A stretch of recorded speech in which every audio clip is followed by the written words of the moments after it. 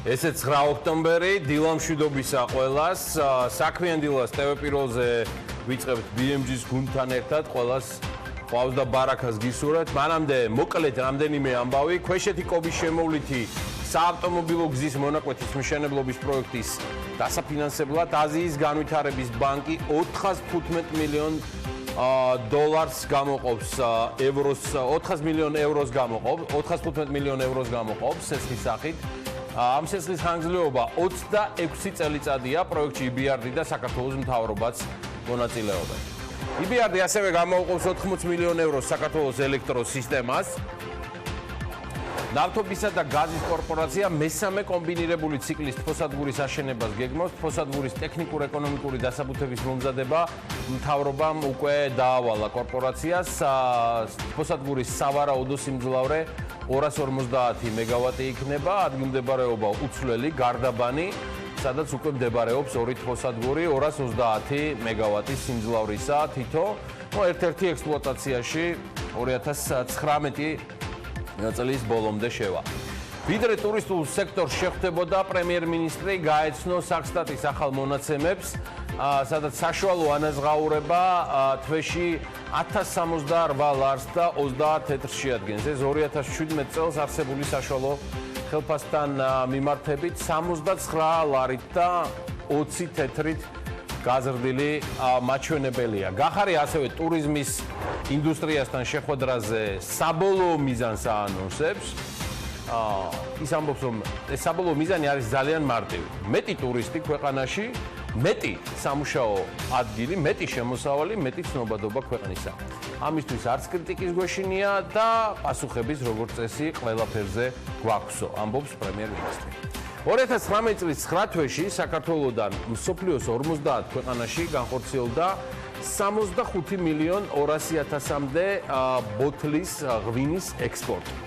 ეს 10%-ით აღემატება შარშანდელ ამავე პერიოდის მაჩვენებელს და ღვინის ეროვნული სააგენტოს მონაცემებით ექსპორტირებული ღვინის ღირებულება 164 მილიონ დოლარს აღწევს. ეს შარშანდელ ანალოგიურ პერიოდს 16%-ით აღემატება. ეს იმას ნიშნავს, რომ 164 მილიონი დოლარი მიიღეს უკვე მონაგარის სახით ქართულმა მეღვინეებმა. ბანკებისთვის სარეზერვო ნორმის შემსუბუქებით ეროვნულ ბანკში რეზერვების 270 მილიონიან კლებას ელიან, სარეზერვო აქტივები 3 მილიარდ 600 მილიონია, თუმცა ბანკების 830 მილიონის და სავალუტო ფონდის 400 მილიონიანი რესურსის გარეშე წმინდა სავალუტო რეზერვები 2 მილიარდ 300 მილიონს შეადგენს. ესპანეთში პოპულარულ ტურისტულ კუნძულ მალორკაზე 39 ადგილიანი 4 ვარსკვლავიანი სასტუმრო მხოლოდ მანდილოსნებს უმასპინძლებს. აუცილებელი პირობაა, რომ მანდილოსნები იყვნენ 14 წელს ზევით ასაკით. ახლა წარმომიდგენია რა ამბავი იქნება მალორკას ამ არაჩვეულებრივ ალაგში, თუმცა არ ამგონია მამაკაცების დისკრიმინაციისთვის ვინმე მომოიღოს ხმა ან იქ, ან აქ. HSBC მაღალი რგოლის და რანგის 10,000 მენეჯერს შეამცირებს ხარჯების დაზოგვის მიზნით. Financial Times-ი წერს, რომ ბრიტანული საბანკო ჯგუფი 4%-იანი სეკვესტრის შემდეგ ძირითად სტაბში ჯამში 220,700 თანამშრომელი დარჩება.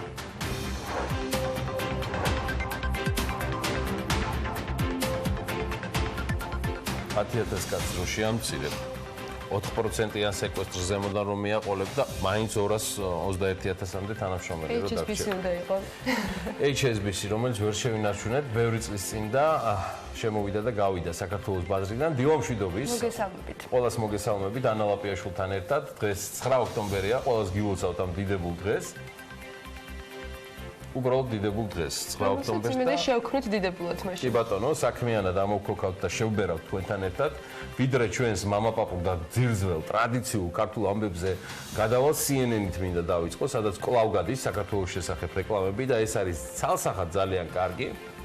ოღონდ აი არ ვიცი ზუსტად შეიძლება რაღაცა გათვლა არის ამ ყველაფერში და ზედმეტად არც მინდა ჩავერიო ჩვენი თავრობის მარკეტინგულ გათვლებში.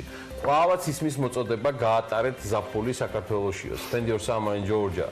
და რა ვიცი, შესაძლოა ეს რაიმე გათვლას ემსახურებოდეს, მაგრამ შესაძლოა კორექციასაც ჰქონდეს რაღაცა ადგილი და საჭიროება. Ყველა შემთხვევაში ეს არის ძალიან სასარგებლო ამბავი ჩვენი ცნობადობის ამაღლებისთვის და როგორც ვალერი ჩეხერია აღნიშნავს, უნდა გავაგრძელოთ ხმაური, რომ ყველას მისცეს ჩვენი ხმა. ამ მხრივ გერმანიასაც ავითვისებთ, მარიამ ქრივიშვილმა გუშინ წინდელ ძალიან საინტერესო სამუშაო პანელზე, რომელიც გაიმართა TBC კაპიტალის კვლევასთან დაკავშირებით ტურიზმთან მიმართებაში, ბრძანა რომ თუ არ ვცდები 2 მილიონი დაიხარჯება ევრო ან დოლარი, ზუსტად არ ვიცი, საქართველოს პოპულარიზაციისთვის და გერმანელი სტუმრების მოსაზიდად საქართველოში.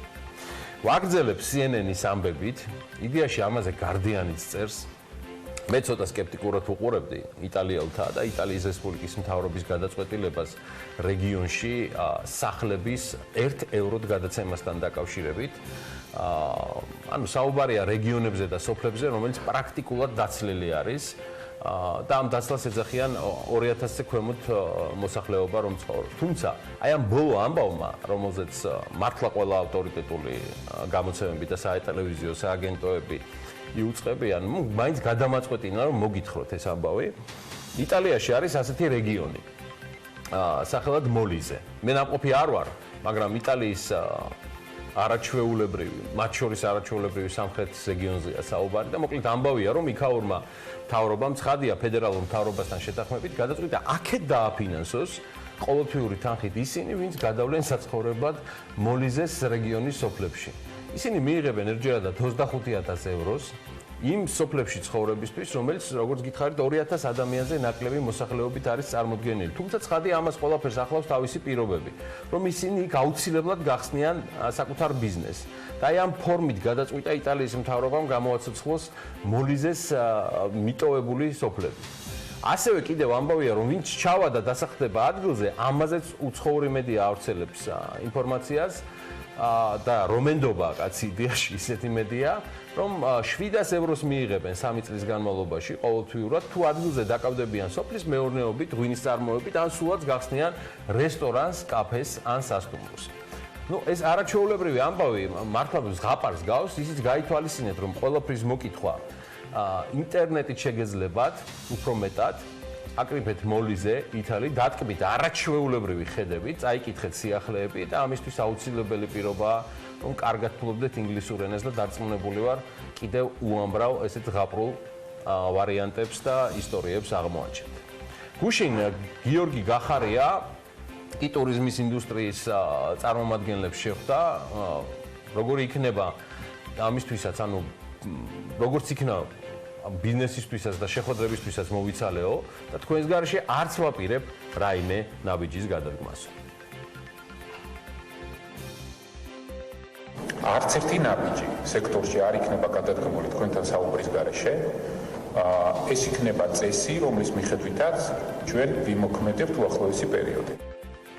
პრემიერ-მინისტრმა ჩემთვის გუშინ ძალზედ მნიშვნელოვანი განცხადება გააკეთა რუსეთის მიმართულებით ავიაგადაზიდვების სუბსიდირებასთან დაკავშირებით, რომელსაც მამუკა ბახტაძეს და გიორგი გახარიას დღეს მოქმედი მთავრების წევრების სერიოზული მხარდაჭერა ჰქონდა, გადაწყვეტილება, რომელიც ცალსახად იყო მცდარი და გარკვეულწილად კორუფციულ ეჭვებსაც შეიცავდა. თემების სუბსიდირებას რუსეთიდან რა თქმა უნდა არ განვიხილავთ. რა თქმა უნდა ეს სუბსიდირების ფორმები უნდა იყოს კომერციულად უფრო საინტერესო ქვეყნისთვის და მისაღები.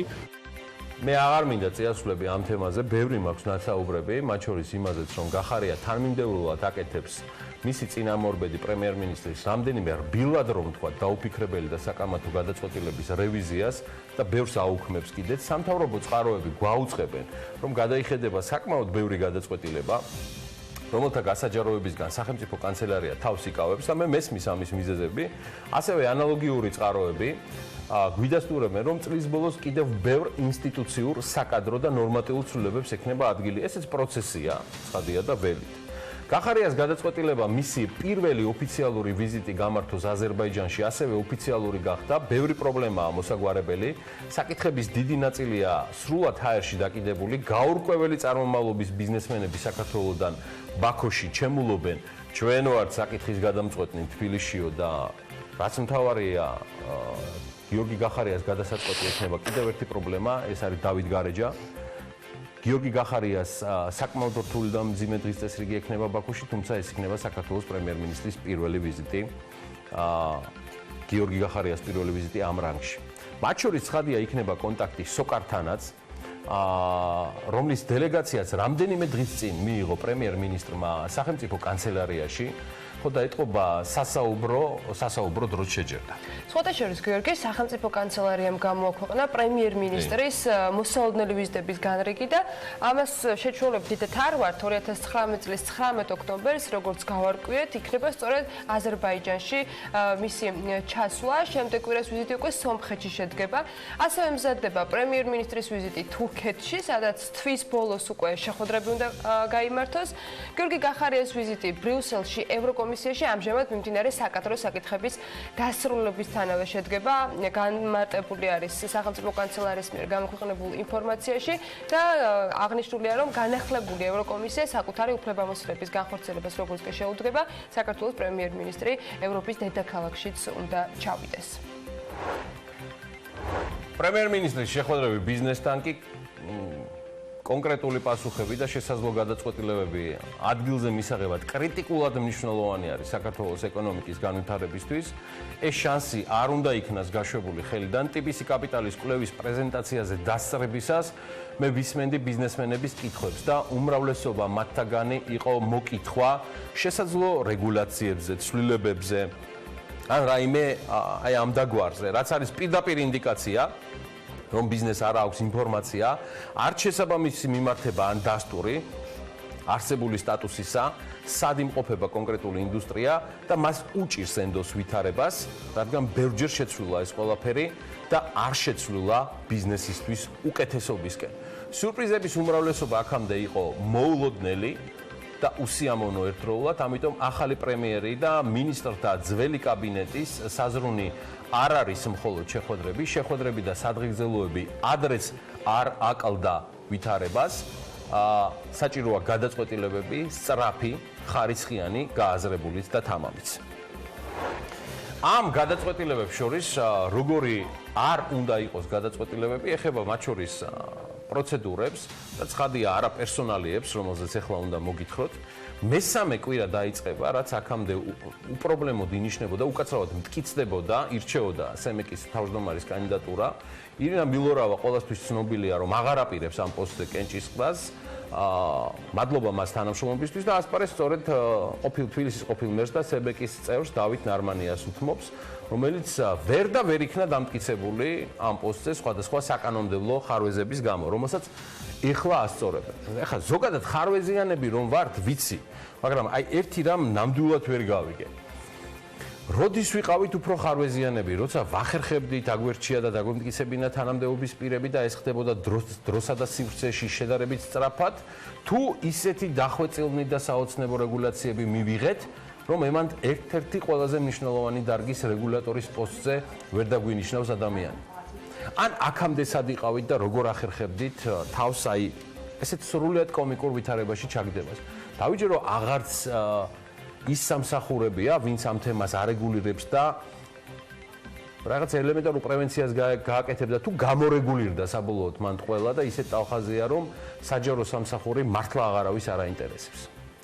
ანალოგიური ვითარება არ არის ნამდვილად, ანუ კომიკურ ელემენტებს არ შეიცავს, მაგრამ იმედია პარლამენტი ასევე მალე ჩამოყალიბდება ეროვნული ბანკის საბჭოს ორი წევრის კანდიდატურაზეც. გიორგი ხიშტოვანის კანდიდატურა ძალაშია, ის ელის განხილვებს საფინანსო საბიუჯეტო კომიტეტს რომ გააცნოს თავისი ხედვები და მოსაზრებები. ის შეგახსენებთ, რომ ივნისში პარლამენტის დარგობრივი ეკონომიკისა და ეკონომიკური პოლიტიკის კომიტეტის 9 წევრმა პრეზიდენტ ზურაბიშვილის მიერ ეროვნული ბანკის საბჭოს წარდგენილ კანდიდატებს გიორგი ხიშტოვანს და გიორგი მიროტაძეს მხარი დაუჭირა.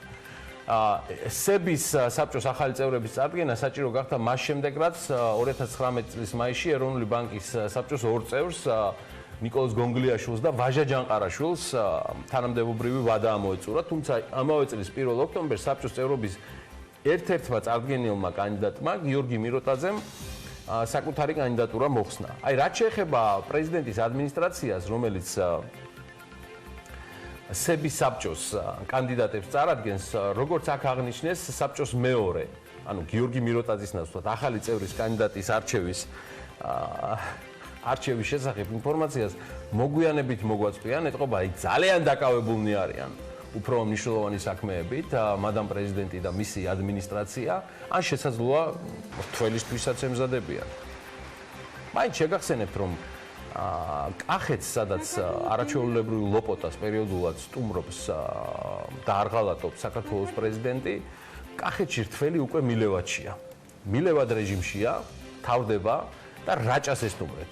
იყურდენი ცოტაა, მაგრამ თველს თუ ეძებთ და გინდათ რომ იპოვოთ, ის ნამდვილად ახლა რაჭაში იქოქება. სებზე ეროვნულ ბანკზე გამახსენდა და აი აქვე ჩავახსოვ, ბარემ რამდენიმე საინტერესო ამბავს და მე ისევ საქართველოს დაუბრუნდებით. თურქეთის ცენტრალური ბანკი ოქროს რეზერვებს ყიდულობს. აგვისტოში ბანკმა დაახლოებით 42 მილიონ, უკაცრავად ნეტა მილიონ, 42 ტონა ოქრომდე განათავსა სახელმწიფო რეზერვებში. როგორც World Gold Council უწყება, ეს თურქეთის მიერ ოქროს რეზერვის შეწყდვის რეკორდული მაჩვენებელია. სხვა შორის აღსანიშნავია, რომ რუსეთის და ჩინეთის ცენტრალურმა ბანკებმაც ასევე ახლახან გაანაახლეს ოქროს შესყიდვები. გასულ თვეს რუსეთმა 11 ტონაზე მეტი, ხოლო ჩინეთმა თითქმის 6 ტონა ოქრო შეიძინეს. ყაზახეთის ცენტრალურმა ბანკმა ანალოგიურ პერიოდში 2.5 ტონა, უზბეკეთმა 2 ტონაზე მეტი ოქრო შეიძინეს.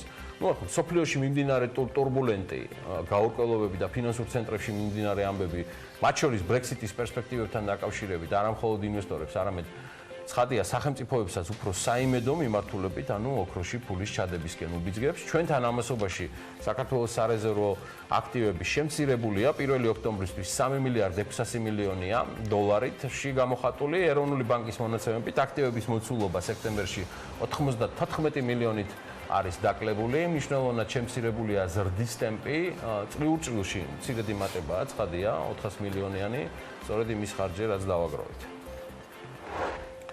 დაუბრუნდეთ გახარიას კიდევ ერთ გაცხადებულ პრიორიტეტს.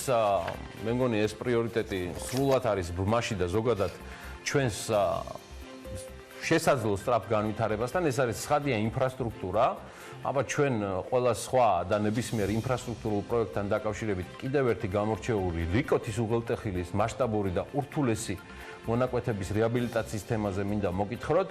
მთავრობა ამ დროისთვის ასეთ ინფორმაციას ავრცელებს, რომ რიკოთის გზის მშენებლობა არის ინტენსიურ რეჟიმში გადასული. საავტომობილო გზების დეპარტამენტი საუბრობს ძალიან აქტიურ სამშენებლო სამუშაოებზე ხევი-უბისას 12 კილომეტრიან და უბისა-შორაპნის 13 კილომეტრიან მონაკვეთებზე. ხევი-უბისას მონაკვეთზე სამობილიზაციო სამუშაოების 75%-ზე მეტი დასრულებულია და დარჩენილი რესურსების მობილიზება ხდება. რიკოთის უღელტეხილის პროექტი შედგება 5 მონაკვეთიდან. ერთზე მნიშვნელოვანი პროგრესია ზემოოსიაური ჩუმათელეთის პარკლებში. გაფორმდა ხელშეკრულება და უკვე ოფიციალური სამუშაოების დაწყების შეტყობინება გაცემული არის პირველ მონაკვეთზე ჩუმათელეთი ხევი. რაც შეეხება ხევი-უბისას მონაკვეთს, მოგეხსენებათ, აღნიშნული ხელშეკრულება გაფორმდა 2018 წელს. დაიწყო მობილიზაცია, დღის მდგომარეობით 75%-ზე მეტი მობილიზაციის დასრულებულია. რიკოთის საუღელტეხილო გზის მშენებლობის ფარგლებში საერთო ჯამში დაგეგმილია 51 კილომეტრზე მეტი სიგრძის გზის მშენებლობა. ის მოიცავს 96 ხიდს და 53 გვირაბს. საერთო ჯამში რიკოთის საუღელტეხილო გზის მშენებლობის დასრულება 2022 წლისთვის არის დაგეგმილი. ესეთი ამბებია და ახლა ნელ-ნელა უკვე შევბერავთ. მოდი დავიწყოთ ახლა ბიზნეს სიახლეები, რომელზეც უკვე მე ვიხე პასუხისმგებლობას გიორგი BMG-ის დახმარებით. სტატისტიკის ეროვნული სამსახურის ინფორმაციით 2018 წლის მონაცემებით დაქირავებით დასაქმებული მამაკაცების საშუალო თვიური ანაზღაურება 1280 ლარი და 70 თეთრი იყო, ქალების შემთხვევაში კი საშუალო ანაზღაურება გასულ წელს 822 ლარი და 60 თეთრს შეადგენდა. წინა წელთან შედარებით მამაკაცების ხელფასი 7%-ით იყო 2018-ში გაზრდილი, ქალების შემთხვევაში კი 6.8%-ით. 1 იანვრიდან სპორტული ავტომობილის აქციზის გადასახადი კი შეიცვლება საგადასახადო კოდექსში შესული ცვლილებების მიხედვით სპორტული დანიშნულების ავტომობილისათვის აქციზის გადასახადის თანხა მათი წლოვანებით და ძრავის მოცულობით აღარ განისაზღვრება. ამ კატეგორიის ავტომობილებზე აქციზის გადასახადი ფიქსირებულად იქნება 100 ლარი. თბილისის აეროპორტში კიდევ ერთი ავიაკომპანია იფრენს 28 დეკემბრიდან ბანკოკი თბილისის მიმართულებით პირდაპირ ჩარტერული ფრენების განხორციელებას ავიაკომპანია Thai Air Asia X იწყებს. ჩარტერული ფრენები 3 თვის განმავლობაში კვირაში 3-ჯერადი სიხშირით განხორციელდება. ამასობაში ქართული ავიაკომპანია Georgian Airways რუსეთის ტრანსპორტის სამინისტროსგან ევროსასამართლოში 25 მილიონი დოლარის მოთხოვნას აანონსებს. კომპანიის გენერალური დირექტორის განცხადებით, სარჩელი ფრენების დაუსაბუთებელ შეწყვეტას უკავშირდება. Georgian Airways-ში იმასაც მიუთითებენ, რომ რუსეთის პრეზიდენტის 21 ივნისის განკარგულებაში საუბარია ფრენების აკრძალვაზე მხოლოდ რუსული ავიაკომპანიებისათვის. შესაბამისად, რუსეთის ტრანსპორტის სამინისტროს მოქმედებები Georgian Airways-ისათვის ფრენების აკრძალვის თაობაზე კანონოა, შედეგად კომპანიამ დიდი ფინანსური ზარალი განიცადა და დაირღვა ჩვენი მგზავრების უფლებები, აცხადებს რომ აბოკერია. გაიზრდება თუ არა ელექტროენერგიის ფასი, როგორც კერძო, ისე საყოფაცხოვრებო სექტორისათვის ეს კითხვა იყო აქტუალური ენერგეტიკისა და წყალმომარაგების შესახებ ახალი კანონის პროექტის განხილვისას, რომელიც ევროკავშირთან ასოცირების ხელშეკრულებით ნაკისრი ვალდებულებებით არის დატვირთული. კანონპროექტის მიხედვით ქვეყნის ენერგეტიკის ცხოვრება რამდენიმე წლის შემდეგ უნდა შეიცვალოს. მის ერთ-ერთი მთავარი მიზანი კი ელექტროენერგიის და ბუნებრივი გაზის ბაზრების ლიბერალიზაციაა. სამომხმარებლო ტარიფის ცვლილებასთან დაკავშირებით დასმული კითხვის აპასუხოდ გუშინ ეკონომიკის მინისტრის მოადგილემ თქვა, რომ მოსახლეობის მოწყვეტ ფენებს ხელისუფლება დაიცავს. მაშინ შემდეგ რაც ჩამოყალიბდება უკვე ბაზარი, იქნება კონკურენცია, იქნება ლიბერალური ბაზარი, რომელშიც პირიქით ეს იქნება ერთგვარი გარანტია, რომ არ მოხდება ფასების ზრდა. კი ბატონო, გარკვეული მომხმარებლების სეგმენტი გავა ბაზარზე და მათთვის მიწოდების ფასი იქნება დერეგულირებული, ელექტროენერგეტიკაზე ვსაუბრობ, თუმცა ძირითადი, ასე ვთქვათ, ფართო მასები მოსახლეობა მაინც დარჩება შედარებით რეგულირებული ფასის ქვეშ, რათა არ მოხდეს დაუშვათ რამე გაურკვევლობა, პრობლემა შეექმნას მოსახლეობას პირველ სტადიაზე, ასე ვთქვათ, კანონმდებლობის მიღების. ის არის, რომ ჩვენ სახელმწიფო მთავრობას კონდეს მექანიზმი, ჩამოყალიბებული მექანიზმი იმისთვის, რომ იმ მომხმარებლებისათვის, მომხმარებელთა იმ კლასისათვის, რომელსაც სახელმწიფო ჩათვლის, რომ ჭირდება შეღავათიანი ფასებით და შეღავათიანი პირობებით ელექტროენერგიის მიწოდება, რომ ამის საშუალება კონდეს. რაც შეეხება საერთოდ ზოგადად გაზზე და ელექტროენერგიაზე ტარიფების დას ეს უახლოეს მომავალში არ იგეგმება არანაირი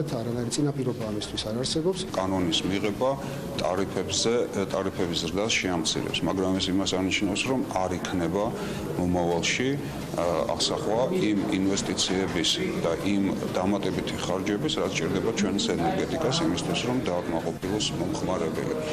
ტარიფის ზრდა სავარაუდოდ მაინც იქნება, ოღონდ იქნება ნაკლები სიდიდით, ვიდრე სხვანაირად იქნებოდა. ახალი კანონის ტარიფებზე გავლენის შესახებ USAID-მა რეგულირების გავლენის დოკუმენტი მოამზადა. ორგანიზაციის ექსპერტები ვარაუდობენ, რომ სამომხმარებლო ტარიფი 2025 წლამდე ყოველწლიურად საშუალოდ 1%-ით შემცირდება. არსებული კანონმდებლობის შენარჩუნების პირობებში კი პირიქით, ყოველ წელს ტარიფების 1%-იანი ზრდაა მოსალოდნელი. რაც შეეხება სხვა დეტალებს, კანონპროექტი ენერგეტიკული ბაზრის მონიტორინგთან დაკავშირებით CEMEC-ის ფუნქციებს ზრდის. უფრო მიმზიდველ საინვესტიციო გარემოს გვპირდებიან მისი ავტორებიც.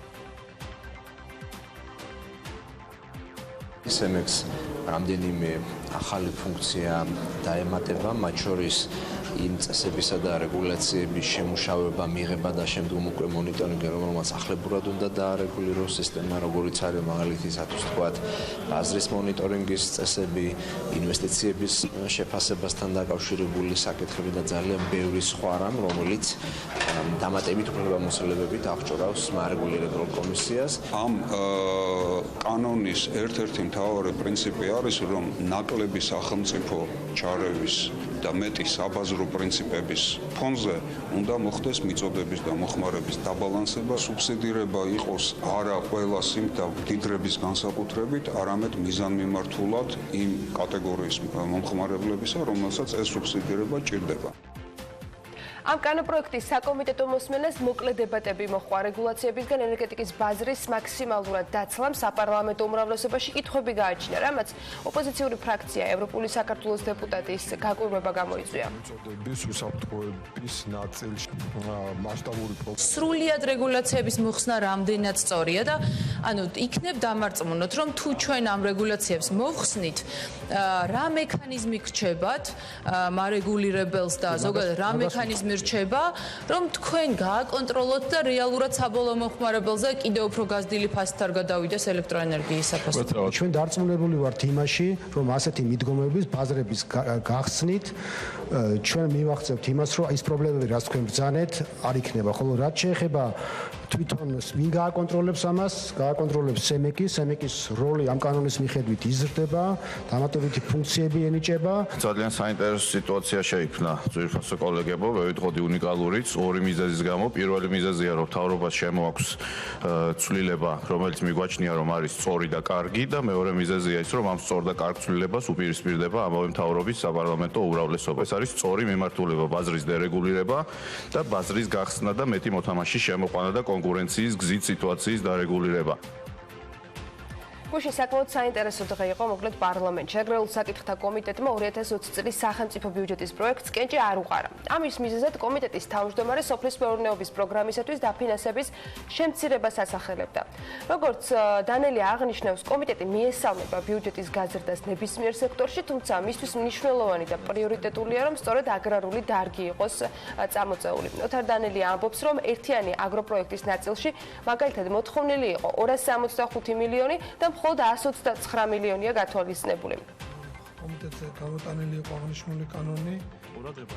სენაკში მშვიდობის ქუჩა 96 ნომერში თხილის და სხვა კაკლოვანების გადამამუშავებელი საწარმო აშენდა, რისთვისაც 1.700.000 ლარის ინვესტიცია განხორციელდა და 30 ადამიანი დასაქმდა.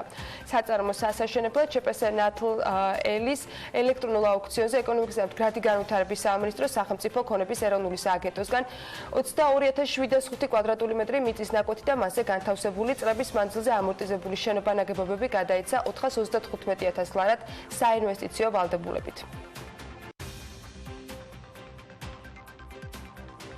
ქართული მეზღვაურების დასაქმების ხელშესაწყობად ინტერნეტ პორტალი შეიქმნა. საზღვაო ტრანსპორტის სააგენტოს დირექტორის თქმით, ქართულ მეზღვაურთა მხარდასაჭერად და მათი დასაქმების ხელშესაწყობად წელიწადზე მეტია, რაც ამ პროექტზე მუშაობა მიდის და დაინტერესებულ მხარეებს სამუშაო ჯგუფი რამდენჯერმე შეხვდა.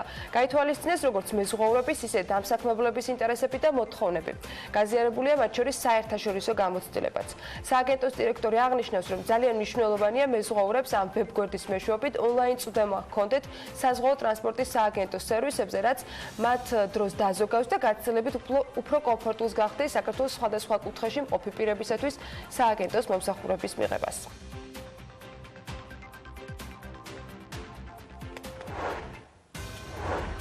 წარმატებებმა და ყველა სამსახურის მაძიებელს მithumbdes ასეთი კარგი პლატფორმის შემთხვევაში, რა თქმა უნდა, ზურგის ქარი მეზღვაურებს მუდმივად. ქარი არ ვიცი, მაგრამ ამის პროგნოზი უნდა ვნახოს დღევანდელი როგორი იქნება გარემოს ეროვნულ სააგენტოს მიერ მოწოდებული ინფორმაციებით, რომლებიც გვაუწყობენ, რომ შავი ზღვის ჩრდილო-დასავლეთიდან შემავალი ცივი და ნოტიო ჰაერის მასების და სამხრეთიდან მოქმედი ცხელი ჰაერის მასების ურთიერთქმედებით იქნება ამიდი განპირობებული, მოსალოდნელია დრო გამოშვებით ღრუბლენების მომატება და უმეტეს რაიონში იქნება ხანმოკლე წვიმა და ელჭექი. დასავლეთ საქართველოში ზოგან ძლიერიც და ელჭექიც არის მოსალოდნელი. აღმოსავლეთ საქართველოში კი შესაძლოა იყოს სიტყვაც და ზოგან გაძლიერდება დასავლეთის მიმართულების ქარი. როგორი ტემპერატურა გრძელდება ქალაქების მიხედვით, უკვე შეგიძლიათ გრაფიკულად ნახოთ საქმიანი დილის მაყურებლებმა, შემდეგ გადავხედოთ ფრენების განრიგს და მცირე სარეკლამო პაუზის შემდეგ დაგიბრუნდებით.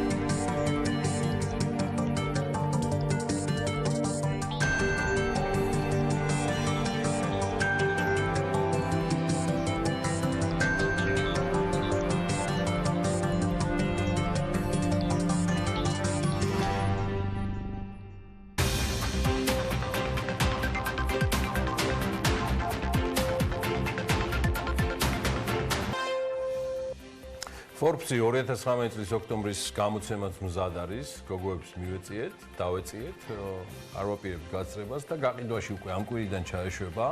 რას წაიკითხავს ჩვენი საქმიანი მკითხველი მსოფლიოს ყველაზე ავტორიტეტულ ბიზნეს გამოცემაში, მოდი ვნახოთ ჯერ ამ ყველაფრის მოკლე მიმოხილვა და შემდგომ უკვე ჩემი კოლეგები ანუკა ჯოხაძე და მარიამ ადამია შემოგვიერთდებიან საიმისოდ რომ ერთად მიმოვიხილოთ Forbes-ის ოქტომბრის გამოცემა.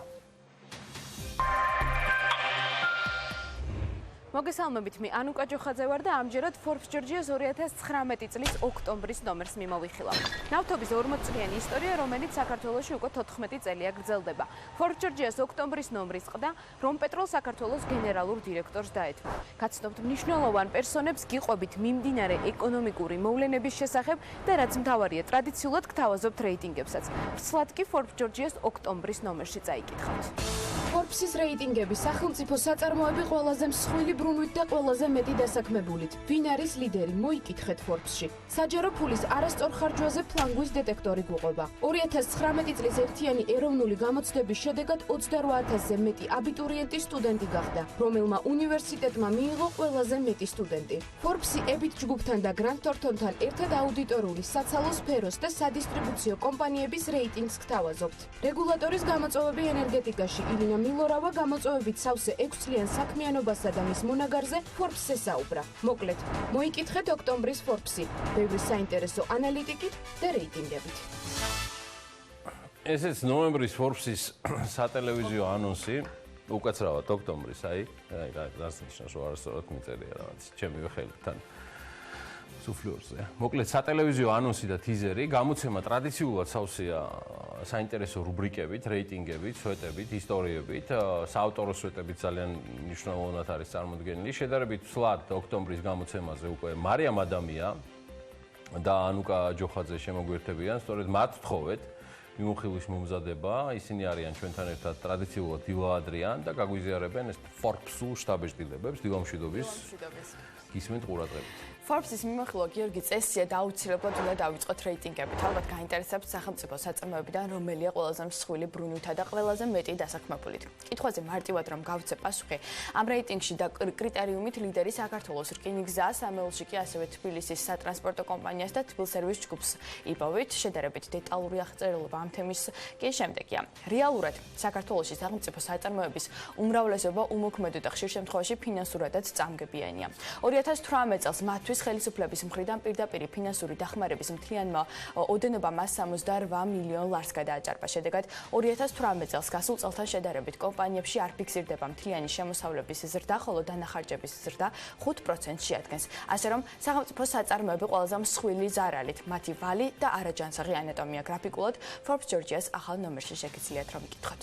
საერთო სურათისთვის მსურს ასევე ჩვენმა მაყურებელმა და კოლეგებმაც იცოდნენ, რომ მიღმა კორუფციის ეჭვებისა და ლოგიკური კითხვებისა აუცილებელია ისიც ვიცოდეთ, რომ ბევრი აი ამ სახელმწიფო საწარმოთაგან, ვინც Forbes-ის რეიტინგში მოხვდა, ეგრეთ წოდებული სოციალური ფუნქციის მატარებელიც არის, თუმცა ეს არ ათავისუფლებს მათ ან სახელმწიფოს მათი მესვეურების სახით მეტი ყურადღებით მოეკიდნონ ჩვენი გადასახადის, გადამხდელთა თანხების ადეკვატურ განკარგვას. გიორგი, კიდევ ერთი რეიტინგი, რომელიც ოქტომბრის ნომერში გვხვდება, განათლებას ეხება. 2019 წლის ერთიანი ეროვნული გამოცდების შედეგად 28,000-ზე მეტი აბიტურიენტი სტუდენტი გახდა. ხოლო ჩარიცხობის მიხედვით Forbes-ი ლიდერობას და რეიტინგის თავში მოხვედრას თავისუფალ უნივერსიტეტს ულოცავს. რეიტინგი, რომლის ავტორი ჩოთა ტყეშელაშვილია, ჩაშლად გვთავაზობს იმ უნივერსიტეტების ჩამონათვალს, რომელიც ყველაზე მეტმა აბიტურიენტმა აირჩია. თავისუფალი უნივერსიტეტის შემდეგ სამეულშია დავით ტვილდიანის სამედიცინო უნივერსიტეტი და საქართველოს აგრარული უნივერსიტეტი. წარმატებები რა თქმა უნდა მათაც. და ამისა Forbes-მა საქართველოს აუდიტორული კომპანიების რეიტინგიც განაახლა. საქართველოს კერძო სექტორის გამჭვირვალობის ზრდის თვალსაზრისით ერთ-ერთ ყველაზე დიდ რეფორმას გადის. კომპანიებს, რომლებიც შესაბამის კრიტერიუმებს აკმაყოფილებენ, საკუთარი აუდიტორული ანგარიშების საჯაროდ გამოქვეყნების ვალდებულება დაეკისრათ. შედეგად გამოიკვეთა ყველაზე შემოსავლიანი აუდიტორული კომპანიების სია, რომლის სათავეში საერთაშორისო აუდიტორული ბრენდები დომინირებენ, ანუ ეგრეთ წოდებული გლობალური კომპანიები. ებით ჯგუფთან და საერთაშორისო აუდიტორულ კომპანია გრანტორტონთან ერთად Forbes ჯორჯიამ ამ თვის ნომერში საქართველოს რითეილ ბაზარიც მიმოიხილა და ერთ რეიტინგში ამ სფეროს წამყვანი კომპანიები გააერთიანა. კომპანიების მთლიანი შემოსავლის წმინდა მოგებისა და აქტივების ზომის მიხედვით რეიტინგში ლიდერობენ PSP Pharma, GPC და Carrefour. რითეილ ბაზრის რეიტინგს საქართველოში მოქმედი სადისტრიბუციო კომპანიების რეიტინგი მოსდევს, სადაც სამეულში ხვდებიან ჟპს GDA, ჟპს ელიტ ჯგუფი და დიპლომატ ჯორჯია. ეს ალბათ ერთ-ერთი ყველაზე მნიშვნელოვანი და მოკითხვადი მასალა იქნება დარწმუნებული ვარ სხვა რეიტინგებთან ერთად, რომლის გამოქვეყნებაც Forbes-მა უკვე ბოლო 5 თვეა დაიწყო. გარდა რეიტინგებისა კი გამოცემაში შეხვდებით არაერთ ინტერვიუს, მათ შორის სემეკის ყოფილ თავმჯდომარესთან ირინა მილორავასთან, რომელთანაც ხდება სემეკის ყოფილი თავმჯდომარის საქმიანობის შეფასება ამ პოსტზე. იმისთვის არასდროს ყოფილა პრიორიტეტული პოპულისტური გადაწყვეტილებების მიღება, პირიქით ეს შეუძლებელადაც კი მიაჩნია მარეგულირებლის საქმიანობაში. ვციტირებ ირინა მილორავას. აქვეა სტატია ამერიკის ყველაზე ინოვაციური ლიდერების შესახებაც რეიტინგის სათავეში კი ალბათ არც გაგიკვირდებათ რომ გეტყვით რომ ჯეფ ბეზოსია. მას კი არანაკლებ ინოვაციური ლიდერები ილონ მასკი და მარკ ცუკერბერგი მოსდევენ. რაც შეეხება ანალიტიკას, Forbes-ში საქართველოს მეზობელი ქვეყნების ეკონომიკას დაეთმო, რა მდგომარეობაა თურქეთში, რუსეთში, აზერბაიჯანსა და სომხეთში, როგორია მაჩვენებლები ეკონომიკური ზრდის, ვალუტის კურსის, ინფლაციის, უმუშევრობისა და პირდაპირ უცხოური ინვესტიციების შესახებ დეტალურად ბესონ ნამჩავაძის სტატიაში შეგიძლიათ რომ ნახოთ. და ბოლოს დამეთანხმებით ალბათ რომ ცალკე ყურადღების ღირსია ფლანგვის დეტექტორის მიერ შედგენილი და Forbes-ის მიერ გამოქვეყნებული რეიტინგი, რომელმაც სხვადასხვა რეგიონის მაგალითზე ახალი მონაცემები გამოაქვეყნა, სადაც ადგილობრივი ხელისუფლებების მიერ სოციალური პროგრამებისთვის გაწეული ხარჯები დასვენების, კულტურისა და რელიგიისთვის გათვალისწინებულ ხარჯებთან არის შედარებული. ავტორების განმარტებით ყველა რაიონი, რომელიც მათი ინტერესის სფეროში მოხვდა, შემდეგი საერთო თავისებურებებით გამოირჩევა. მოსახლეობის ნახევარი სოციალურად დაუცველი სტატუსს ატარებს და უკიდურეს გაჭირვებაში ცხოვრობს. სწორედ ამ ფონზეა საინტერესო ადგილობრივი ჩინოვნიკების მიერ მიღებული გადაწყვეტილება ბიუჯეტის თანხის განკარგვასთან დაკავშირებით, რომელსაც ახლა დეტალურად მარიამ ადამიანი მოიხილავს. კი ბატონო, ანა შეიძლება ითქვას, რომ საჯარო ფულის მსგავსი კლასიფიკაცია ჩინოვნიკების მხრიდან პრიორიტეტების არასწორად განსაზღვრის მორიგი მცდელობაა. მაგალითისათვის ავიღოთ ამბროლაური, სადაც სოციალურად დაუცველთა რაოდენობა 4019 ადამიანს შეადგენს, რაც მოსახლეობის 55%-ზე მეტია, ხოლო ადგილობრივი ხელისუფლება სოციალურ პროგრამებზე 265,000 ლარს ხარჯავს, რაც 5-ჯერ უფრო ნაკლებია ვიდრე დასვენებისათვის, კულტურისა და რელიგიისათვის განყოფილი 1,319,400 ლარი. ანალოგიური მდგომარეობაა ონის რაიონში, სადაც მცხოვრები ოჯახების 37.8% სოციალურად დაუცველია, რაც მოსახლეობის თითქმის ნახევარს უტოლდება. ადგილობრივი ჩინოვნიკების გათვალისწინებით სოციალური პროგრამებისათვის 112,400 ლარია გამოყოფილი, ხოლო 4,5-ჯერ მეტი დასვენებასა და კულტურაზე დაიხარჯება.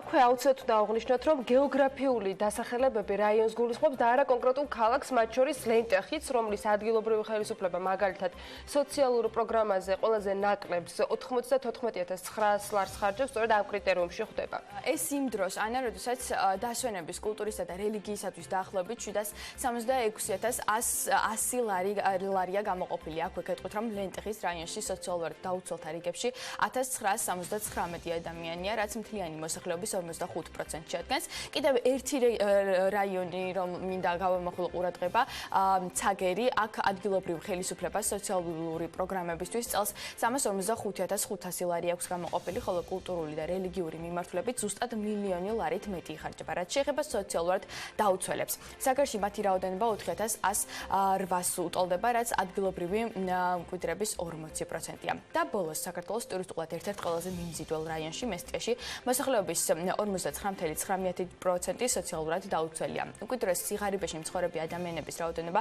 4,644-ს შეადგენს, ადგილობრივი ხელისუფლების გადაწყვეტილებით სოციალური ხასიათის პროგრამებზე 1,07,400 ლარია გამოყოფილი, ხოლო კულტურული და რელიგიური ხარჯებისთვის ბიუჯეტიდან 1,23,000 ლარია გათვალისწინებული.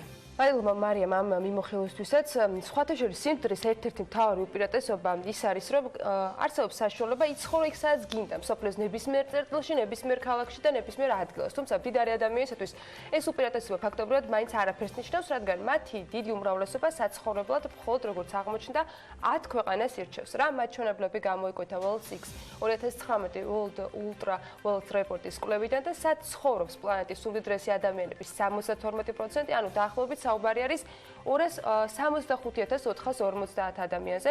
ამაზე ისევ მარიამ ადამია ისაუბრებს, ოღონდ გვერდება ლევან თაღიაშვილი უკვე საქმიანი დილის ეთერში მოგესალმებით.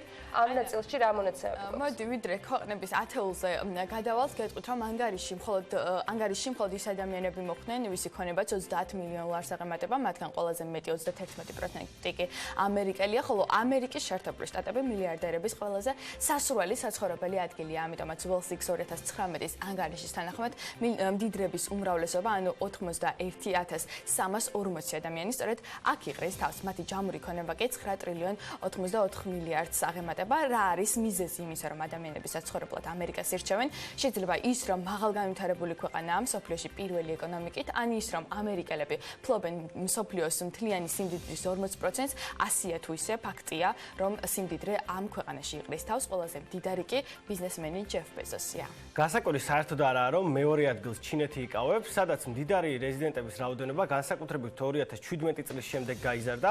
ჯამში ისეთი ადამიანების რიცხვი, ვისი ქონებაც 30 მილიონ დოლარს აღემატება, თითქმის 25,000 შეადგენს. სამაგეროდ ბოლო პერიოდში 1,3%-ით დაკლებულია მათი ჯამური კაპიტალი, რაც ჩინეთის ამერიკასთან გაჭიანურებულ სავაჭრო ომს უნდა დაუბრალოთ როგორც წესი.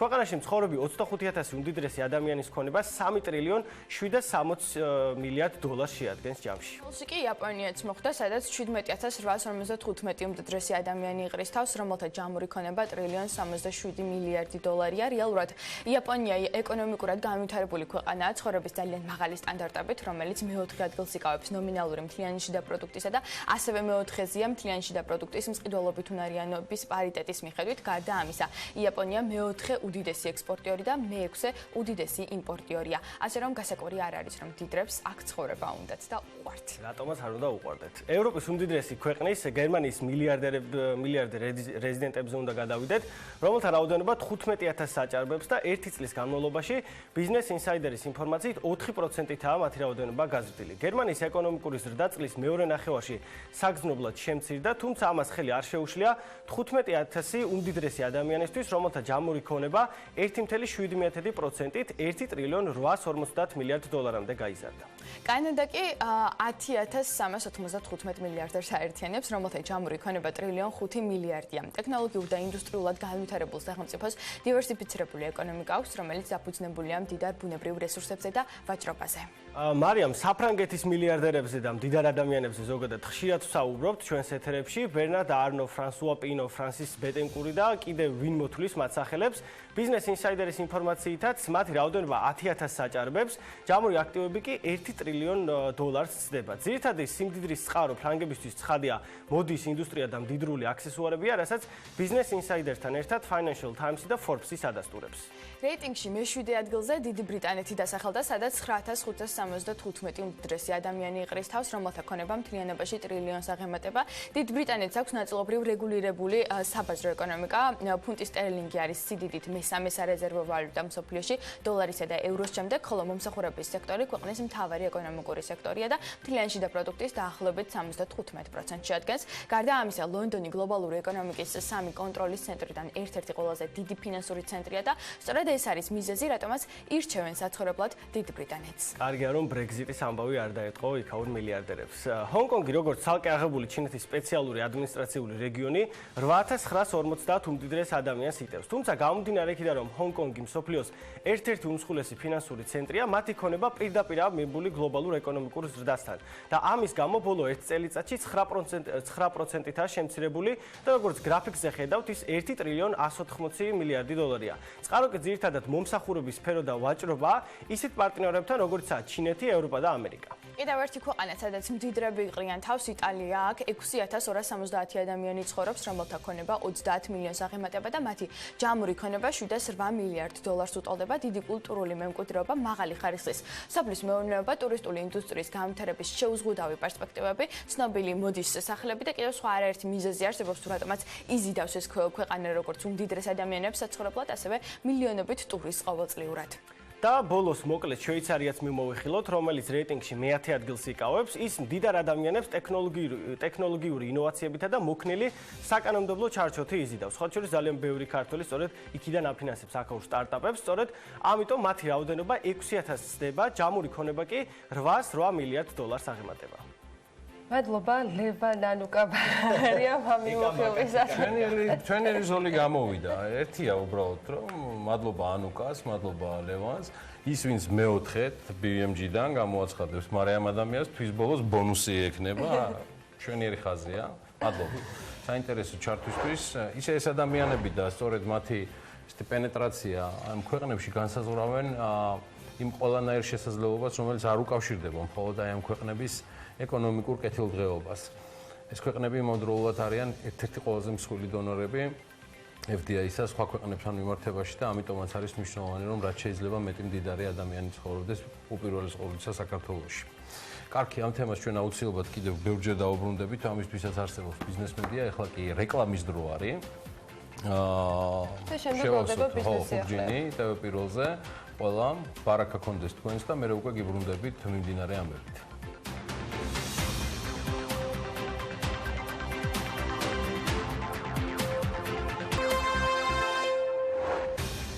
ტურიზმის ეროვნულმა ადმინისტრაციამ ტურიზმიდან მიღებული შემოსავლები დაითვალა. მონაცემების მიხედვით იანვარ-ივნისის პერიოდში შემოსავალმა ამ დროს ტურიზმიდან $1.5 მილიარდს მიაღწია.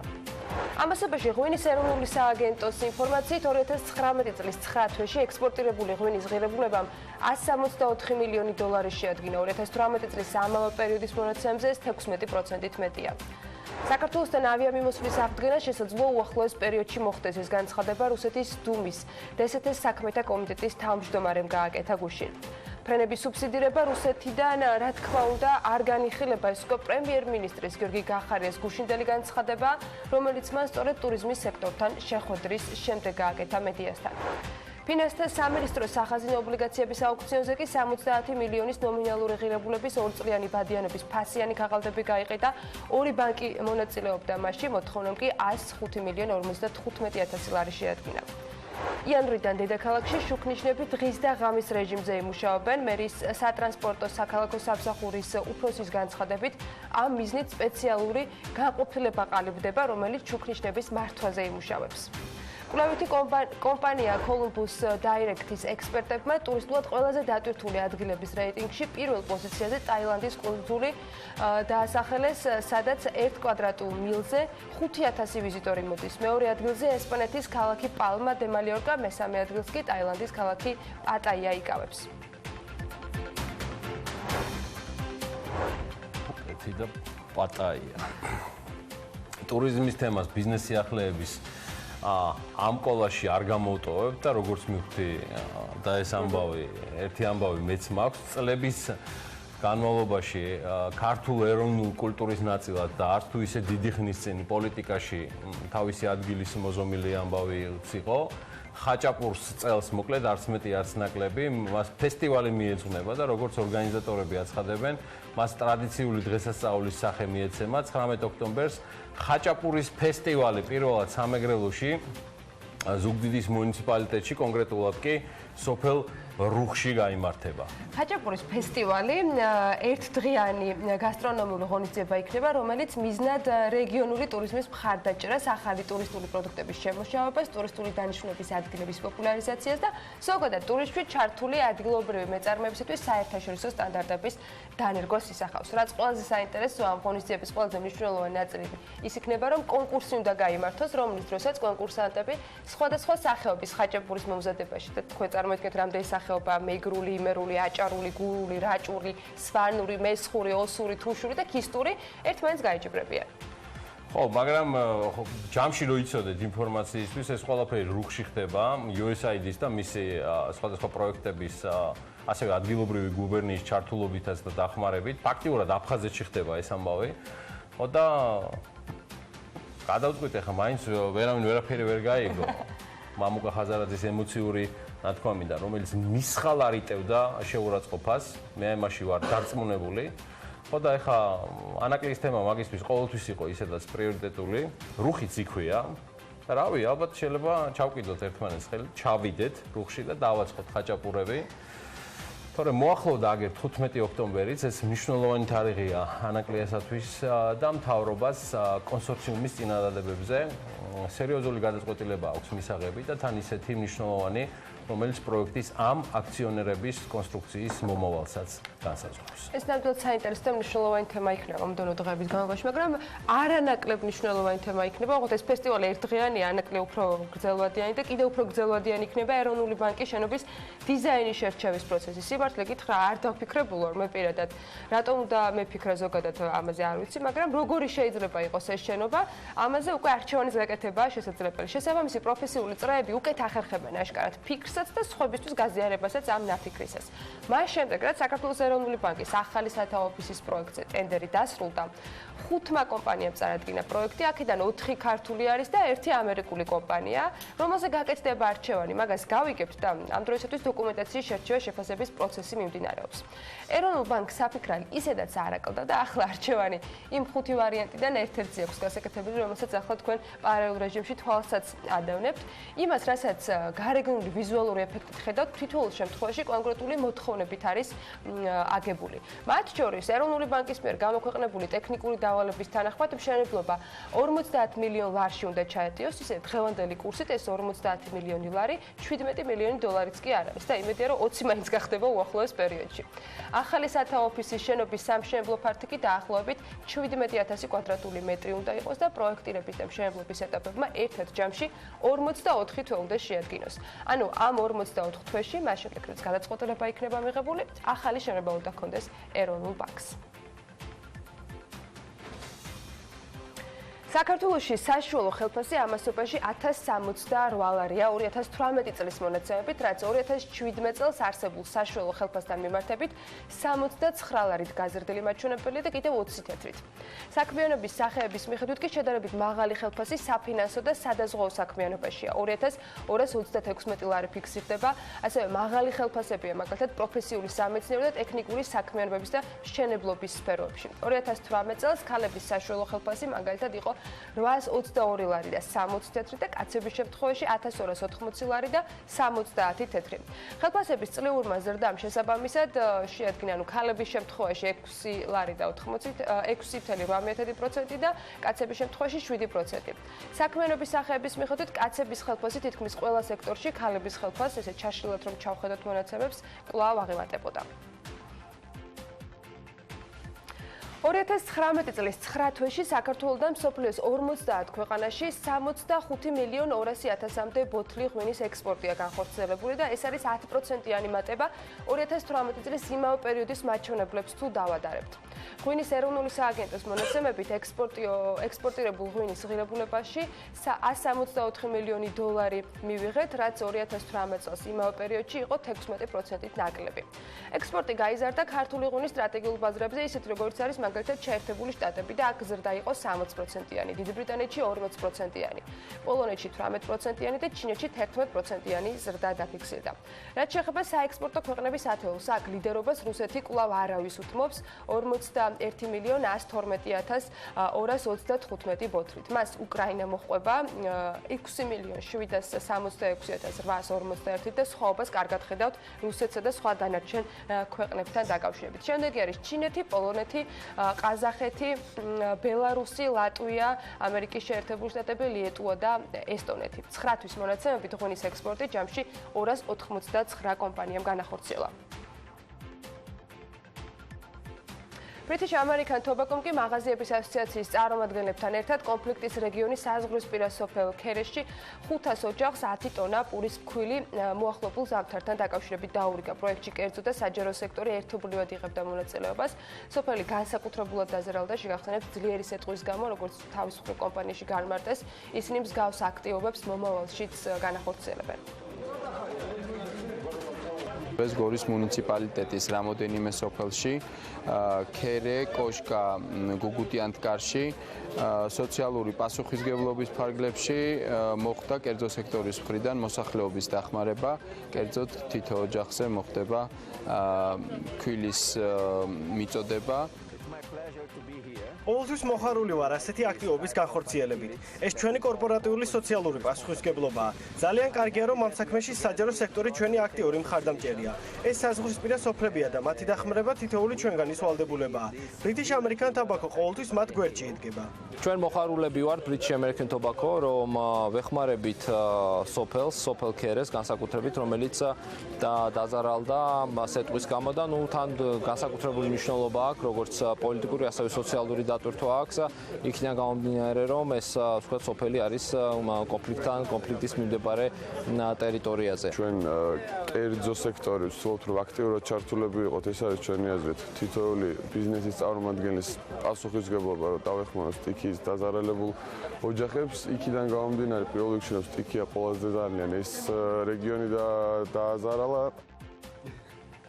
თბილისში კოსტავას 59-ში სოფლის მეურნეობის სამინისტროს ყოფილი შენობის ნაცვლად 5 ვარსკვლავიანი სასტუმრო ჰილტონის მშენებლობა დასრულებულია და ახლა მხოლოდ ძველი შენობის რეკონსტრუქცია რესტავრაციის პროცესი მიმდინარეობს. BMG-სთან საინვესტიციო კომპანია გარანტ ჰოლდინგის თანადამფუძნებელმა მერაბ ჩიხრაძემ თქვა, რომ ჰილტონი 2021 წლის გაზაფხულზე გაიხსნება. მისივე განმარტებით სასტუმროს მშენებლობაში ჩადებული ამჟამინდელი ინვესტიცია დაახლოებით $60 მილიონი.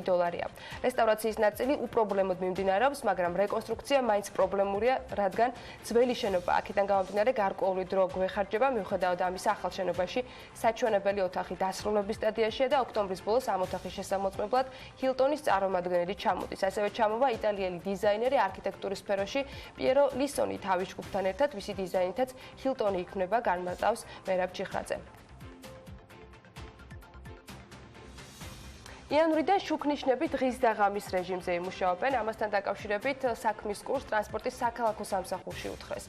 მათი ინფორმაციით იქმნება ერთგვარი სტრუქტურული ერთეული, რომელიც შუქნიშნების მართვაზე იმუშაობს და მათ შორის იქნება ეგრეთ წოდებული მწვანე ტალღაც განხორციელებული.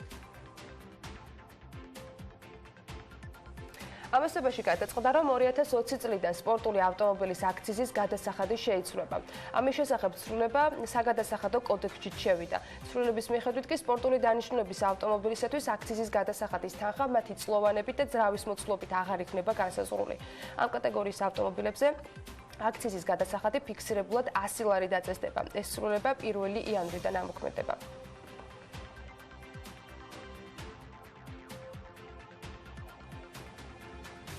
ამასობაში ძალიან მაგარი პროექტის TBC ბანკის ახალი პროექტის სტარტაპ დეკრეტის გამარჯვებულები გამოვლიდნენ 3 სტარტაპერი, რომელიც პარალელურად ბანკის თანამშრომლობას ინარჩუნებს, შეძლებს რომ 6 თვიან სრულფასოვან დეკრეტში გავიდეს და მისი დრო სრულად მოახმაროს სტარტაპს. ცხადია, ლევან თაღიაშვილი გაიცნო ახალ კომპანიებს და ის მოგვიყვება სიუჟეტში თუ როგორ აპირებენ ამ დროის გამოყენებას ახალგაზრდა ბიზნესმენები.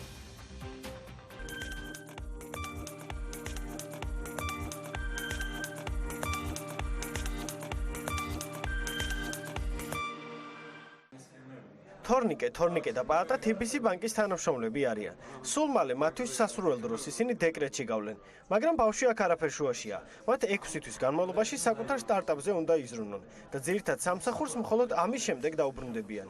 ყველაფერი კი TBC-ის ახალი პროექტით. სტარტაპ დეკრეტით დაიწყო, რომელშიც სწორედ ამ 3 სტარტაპერმა გაიმარჯვა. თორნიკეს ინვენტორზე მუშაობა თითქმის 10 თვია დაწყებული აქვს. უკვე საკუთარი გუნდიც ყავს და სტარტაპ დეკრეტის მეშვეობით 6 თვის მანძილზე შეუძლია მთელი ძალისხმევა საკუთარ წამოწყებას მოახმაროს.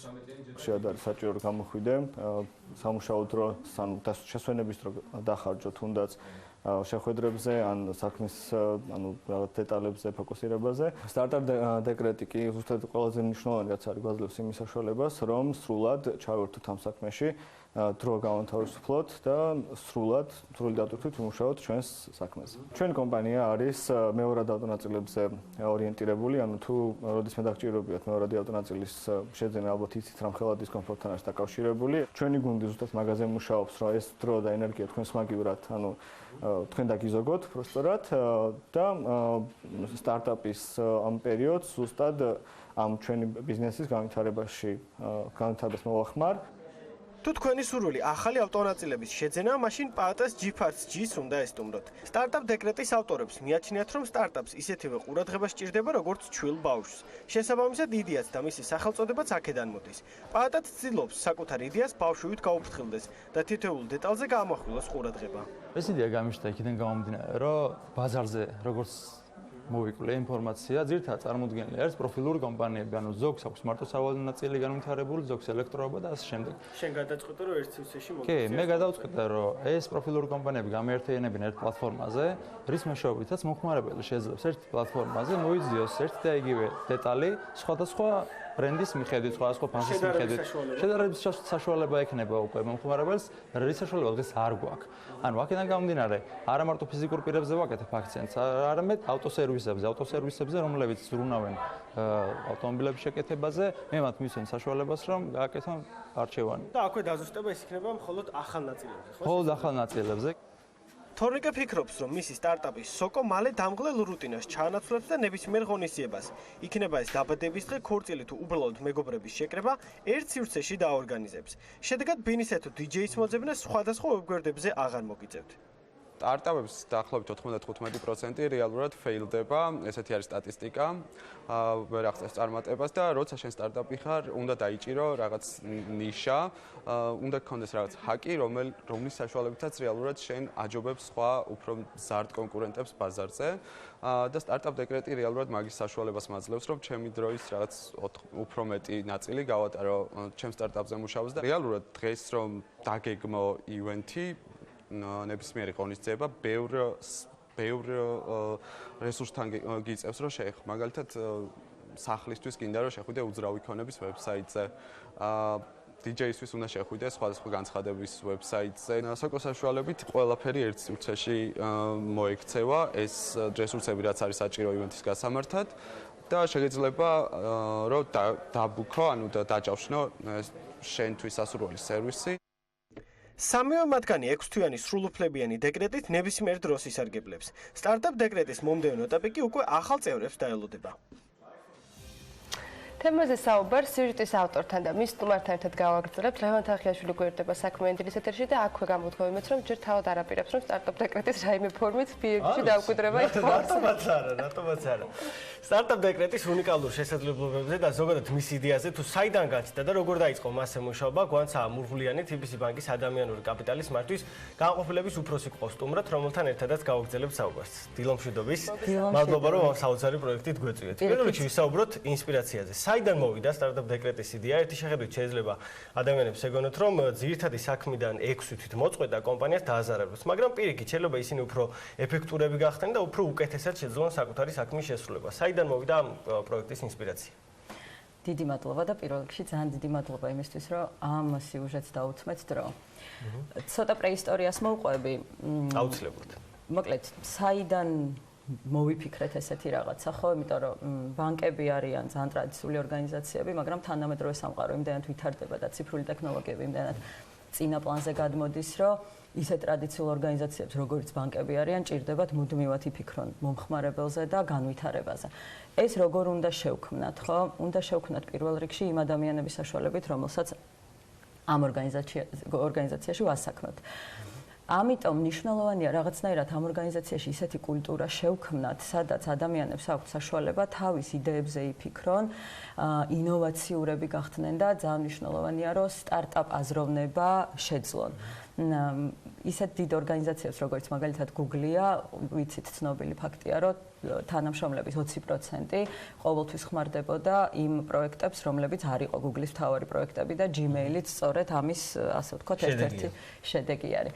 ჩვენც აქედან ინსპირირებულებმა სტარტაპერის, მარკეტინგის და ადამიანის უნდა ვაღიარო Google-ი ახსენეთ და ძალიან გავს თქვენი ოფისი Google-ს. იქ ვიყავი და ახლობით ეგ შტაბ-ჭრილება დამჭა. ნამდვილად და ესეც ჩვენთვის იმ გარემოს შექმნის საშუალება, რასაც გვინდა რომ დავემსგავსოთ და ვიყოთ ბევრად უფრო ტექნოლოგიურები და ციფრულები. აქედან მოვიდა ეს იდეა. და რატო დავარქვით სტარტაპ დეკრეტი? იმიტომ რომ ყველა ბიზნესი ისევე როგორც ბავშვს ჭირდება მოვლა და პატრონობა, მნიშვნელოვანია რომ ადამიანებს მიცეთ დრო, ის 6 თვე, რომელიც რომ დაუთმონ ამ ბიზნესებს და განავითარონ და აღარ კონდეთ იმის თქმა, რომ აი სულ მინდა რაღაც გავაკეთო, მაგრამ ამის დრო არ მაქვს. როგორ შეარჩიეთ კანდიდატები? ძალიან საინტერესოა, ძალიან ბევრი თანამშრომელი ყავთ ცხადია TBC-ში და როგორ მიმდინარეობდა ეს პროცესი? გადარჩევა რა იყო მთავარი კრიტერიუმები, რის მიხედვითაც შეარჩიეთ გამარჯვებულები? ყველას ასე ვთქვათ, შიში ამ პროექტის იყო ის, რომ იდეები რო არ დაფიქსირდეს, მე რა ვქნათ და ძალიან დიდი პრომოუშენები ვაკეთეთ ამ სტარტაპ დეკრეტის ზოგადად. ჩვენ და გასახარად 24 იდეა დაფიქსირდა, რაც პირველი ჯერისთვის ვფიქრობთ, რომ ძალიან მაგარია. და 24-დან ჟიურიმ 4 ფინალისტი გადაიყვანა და 4-დან 3 გახდა გამარჯვებული. ძირითადი რაზეც გვინდოდა თანამშრომლებს აქცენტი გაეკეთებინათ იდეების დროს, იყო ციფრული, ტექნოლოგიური, ინოვაციური პროექტები. აი, ხედავთ თქვენ სიუჟეტიდანაც, რომ რაც მივიღეთ ფაქტია. ის სამივე პროექტი, რომელიც გაკეთდა, არის პლატფორმული პროექტები და აკავშირებს ადამიანებს აძლევს შესაძლებლობას, რომ ცხოვრება გაიმარტივონ, ხო, რაც ჩვენი მთავარი ამოცანაც არის.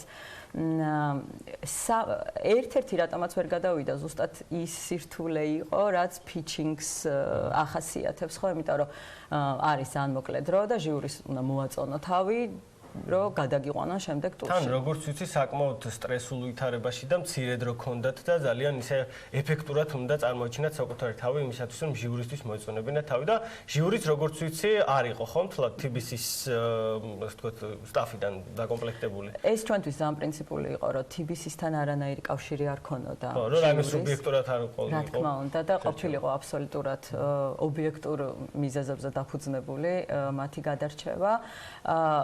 შემდეგ მე გამარჯვებულებს რო ვესაუბრე, ყველამ აღნიშნა, რომ საკმაოდ სტრესული პროცესი იყო.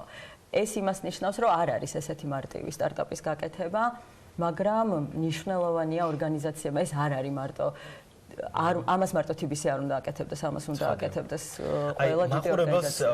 მაყურებელს მინდა უფრო უკეთესად აუხსნათ, რა ინტერესი შეიძლება ქონდეს ამ ყველაფერში TBC-ის. ეს თანამშრომლები, რომლებიც დაბრუნდებიან დეკრეტიდან, ხო, უფრო მეტად თავდაჯერებულები, უფრო მეტად შეხედავენ საქმიანობას კომპანიის კუთხიდან, ხო, იმიტომ რომ საკუთარ თავზე გამოსწიან რა რთულია კომპანიის მართვა. აი, TBC-ის ინტერესზე უფრო მეტი რო ვისაუბროთ, რამხელა ბენეფიტს მიიღებს ამ ყველაფრით კომპანია. ძალიან სწორად ჩამოაყალიბეთ თქვენი კითხვაც და შიგნით რაც შევიდა ამ კითხვაში. TBC-ისთვის მთავარი რა არის ამ შემთხვევაში, ხო, რომ ისეთი კიდევ ერთხელ, ისეთი გარემო შექმნას და ისეთი თანამშრომლებისთვის გახადოს ეს კომპანია, ასე ვთქვათ, მიმზიდველი, რომლებიც არიან ინოვაციებზე ორიენტირებული, მომხმარებელზე ორიენტირებული. ეხლა წარმოიდგინეთ, რომ თქვენი კომპანია, როდესაც შექმენით, სულ სხვანაირი აზროვნება გიყალიბდებათ, როგორ უნდა ესაუბროთ მომხმარებელს, როგორ უნდა გაითვალისწინოთ მათი მოთხოვნები და ჩვენ სერვისის მიმწოდებელი კომპანია ვართ და მთავარი არის მომხმარებელი, ხო, ამიტომ თანამშრომლებით შესაბამისად მოტივირებული უნდა იყვნენ და მათი აზროვნება უნდა მიდიოდეს იქამდე, რომ მთავარი არის მომხმარებელი და მის გარშემო უნდა ვტრიალებდეთ. და სრულიად განსხვავებულ გამოცდილებას იღებენ, აბსოლუტურად განსხვავებულ გამოცდილებას იღებენ. ჩვენ კორპორატიული კულტურა გვინდა და გვაქვს ისეთი და ბევრი პროექტებით უწყობთ ამას ხელს, რომ მოვიზიდოთ ის ახალგაზრდა თაობა, რომელსაც მილენიალებს ვეძახით, რომლებისთვისაც ტრადიციული ბანკი აღარ არის უკვე საინტერესო და ჭირდებათ ბევრად უფრო ინოვაციური. ეს ტენდენცია ფაქტია, რომ ჩანს უკვე. ეს ტენდენცია არის, ამ ტენდენციას ვერ გავექცევით, პირიქით ბევრად უფრო და უფრო რთული გახდება ბანკებისთვის, ასე ვთქვათ, გონება გახსნილი და მოტივირებული ხალხის მოყვანა. ამიტომ გადავწყვიტეთ ჩვენ ეს, მაგიტომ გადავდგით ეს ნაბიჯები, რომ დასაქმებულის კუთხითაც მიმზიდველი გაგვეხადა ეს ორგანიზაცია. გვანც აუცილებლად მინდა შევეხო პირობებს. რა პირობების გავლენ ეს ადამიანები დეკრეტში, იქნება თუ არა ეს სრულფასოვანი დეკრეტი? რა თქმა უნდა. მართალია, არა ბავშვთან დაკავშირებული, მაგრამ მაინც. და ძალიან საინტერესოა სხვა შეს, რომ სამივე მამაკაცია. სამივე მამაკაცია კი. ეს ადამიანები სრულფასოვან დეკრეტს აიღებენ. ჩვენი ორგანიზაცია ქალბატონებს დეკრეტში უშვებს 6 თვით. ეს იქნება 6 თვიანი სრულიად ანაზღაურებადი დრო, როცა თან მნიშვნელოვანი არის აქ, რომ როცა თვითონ უნდათ მაშინ გავლენ. ჩვენ არ ვეუბნებით, რომ აი მე როცა ვესაუბრე სამივე სტარტაპერს, ერთმა მითხრა, რომ ჩემთვის, ჩემნაირი ბიზნესისთვის ეხლა არის თავარი, მეორე მითხრა, რომ მე იანვარში ვაპირებ, იმიტომ რომ იმ პერიოდში მიწევს უფრო აქტიური მუშაობა და ეს მოქნილობა საშუალებას აძლევთ, რომ ძალიან ეფექტურად გამოიყენონ ეს დეკრეტის შესაძლებლობა. ნამდვილად ესეა. ესეც ერთ-ერთი პირობა იყო, რომ გვინდა ამ თანამშრომლებს უფრო კომფორტი შევუქმნათ, ხო? და არ რაღაც ჩარჩოებში არ მოვაქციოთ და მივცეთ საშუალება. თან ბევრი არის ისე, რომ მიმდინარე პროექტები აქვთ სამსახურში, რომლის დასრულების мотиваციაც აქვს აქედან გამომდინარე. მომავალზეც ვისაუბროთ აუცილებლად რა ფორმით და როგორ გაგრძელდება სტარტაპ დეკრეტი, იმიტომ რომ ვიცი რომ აუცილებლად აპირებთ ამ პროექტის გაგრძელებას. ეს პროექტი აუცილებლად გაგრძელდება, შემდეგი ნაკადი თანამშრომლებში დარწმუნებული ვარ, რომ ბევრად უფრო მეტი აპლიკაცია იქნება და მიზანიც ეგ იყო, რომ ეს ყოფილიყო მუდმივი და არ ქონოდა ამას ერთჯერადი ხასიათი. წარმატებები თქვენც და სტარტაპ დეკრეტის გამარჯვებულებსაც. იმედი მაქვს, რომ ეს 6 თვე იქნება ძალიან ნაყოფიერი, მით უმეტეს რომ ეს პერიოდი არის ანაზღაურებადი, თავისუფალი დრო ექნებათ, რომ მაქსიმალური დრო დაუთმო საკუთარ იდეებს და ინოვაციებს. ძალიან კარგი, მეტი წარმატება და კარგი ასეთი პროექტი. ჩვენთან სტუმრად იყო განსამუღლიანი TBC ბანკის ადამიანური კაპიტალის მართვის განყოფილების უფროსი. მადლობა ლევან, მადლობა განსა ძალიან საინტერესო პროექტის შესახებ ამბების გაზიარებისთვის და რა თქმა უნდა წარმატებები იმ სტარტაპებს, რომლებიც ამ 6 თვის განმავლობაში დარწმუნებულა შვილივით მოუვლიანი პროექტებს, რომლითაც მათ მოახერხეს და გამარჯვება მოიპოვეს და კიდევ უფრო მეტი სიახლის გაზიარებისათვის აუცილებლად ჩვენც ვიზრუნებთ, თუმცა ასეთ პროექტებზე არის საუბარი.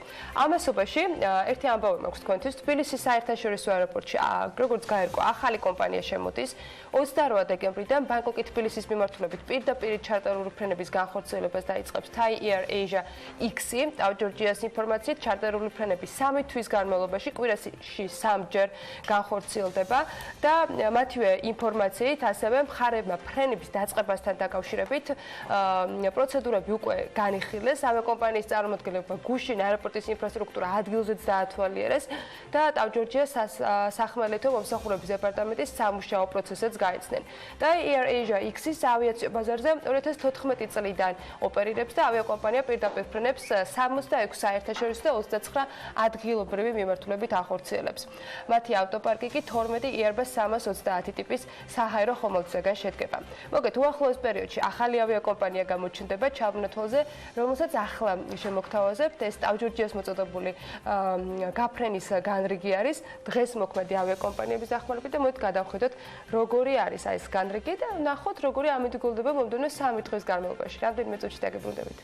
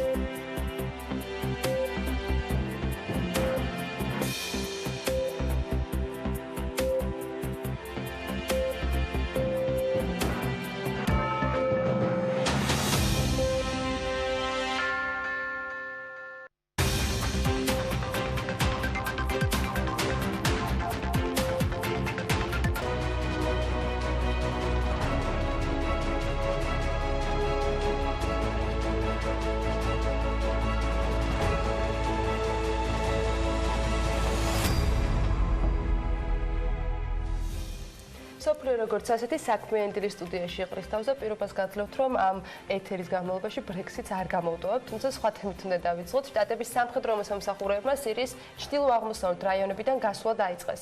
შტატების მთავრობის წარმომადგენელმა Reuters უთხრა, რომ ამერიკელმა სამხედროებმა უკვე დატოვეს აბიადი და რას ალინის სადამკვირვებლო პუნქტები.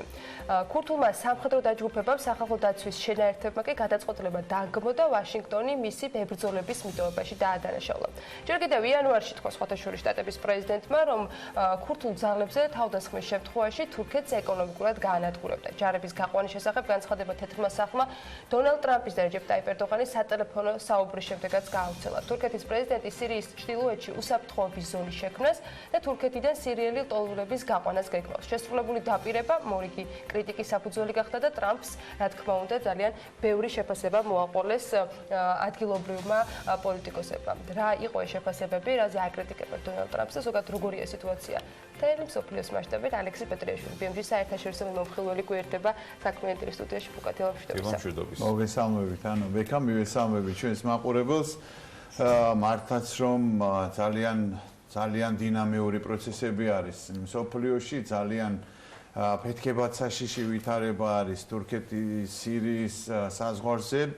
გუშინ ღამე ფაქტიურად დასრულდა ძალთა კონცენტრაცია თურქეთის მხრიდან და ყველაფერი მზად არის შეტევის განსახორციელებლად.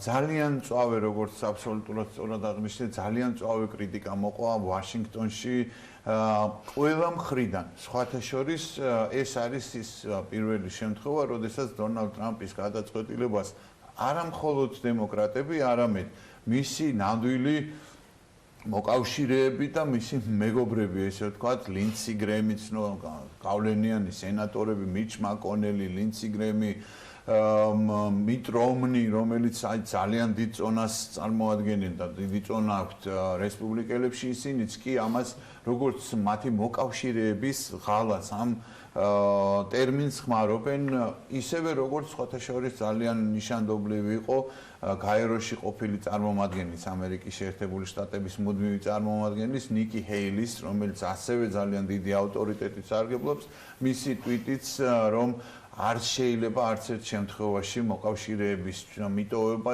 თანამებრძოლების მიტოვება და ეს აღქმული იქნება როგორც ჩვენი მხრიდან მოკავშირეების ღალატი.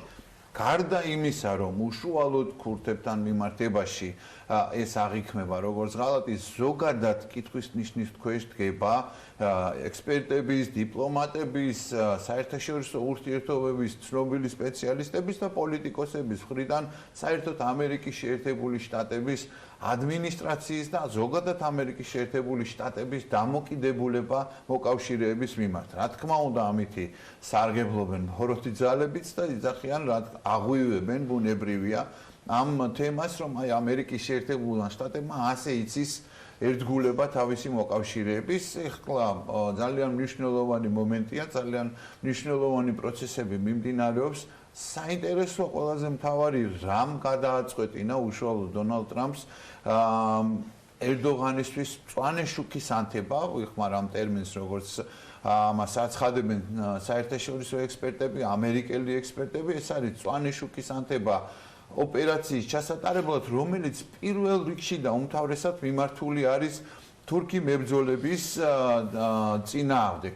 დიდი ხანია, რა თქმა უნდა, ეს აწლეულებია უკვე თურქეთი აღიქვამს YPG-ს, ანუ თურქ მებრძოლთა არმიას აღიქვამს როგორც ტერორისტულ ორგანიზაციას, რომელიც ყვებავს ქურთ მუშათა პარტიას, ხელს უწყობს სეპარატისტულ მოქმედებებს ქურთების მხრიდან და ამიტომაც სწორედ უმთავრესი და უმნიშვნელოვანესი დარტყმა მიყენებული იქნება ქურთების შეიარაღებულ ძალებზე და არა ISIS-ის, თქვათ, იქ რაღაცა დაეშის, ანუ იგივე დაეშის მიმართ განხორციელდება საბოლოო გაწმენდა, რათა მოხდეს შემდგომ უკან სირიელი დევნილების დაბრუნება.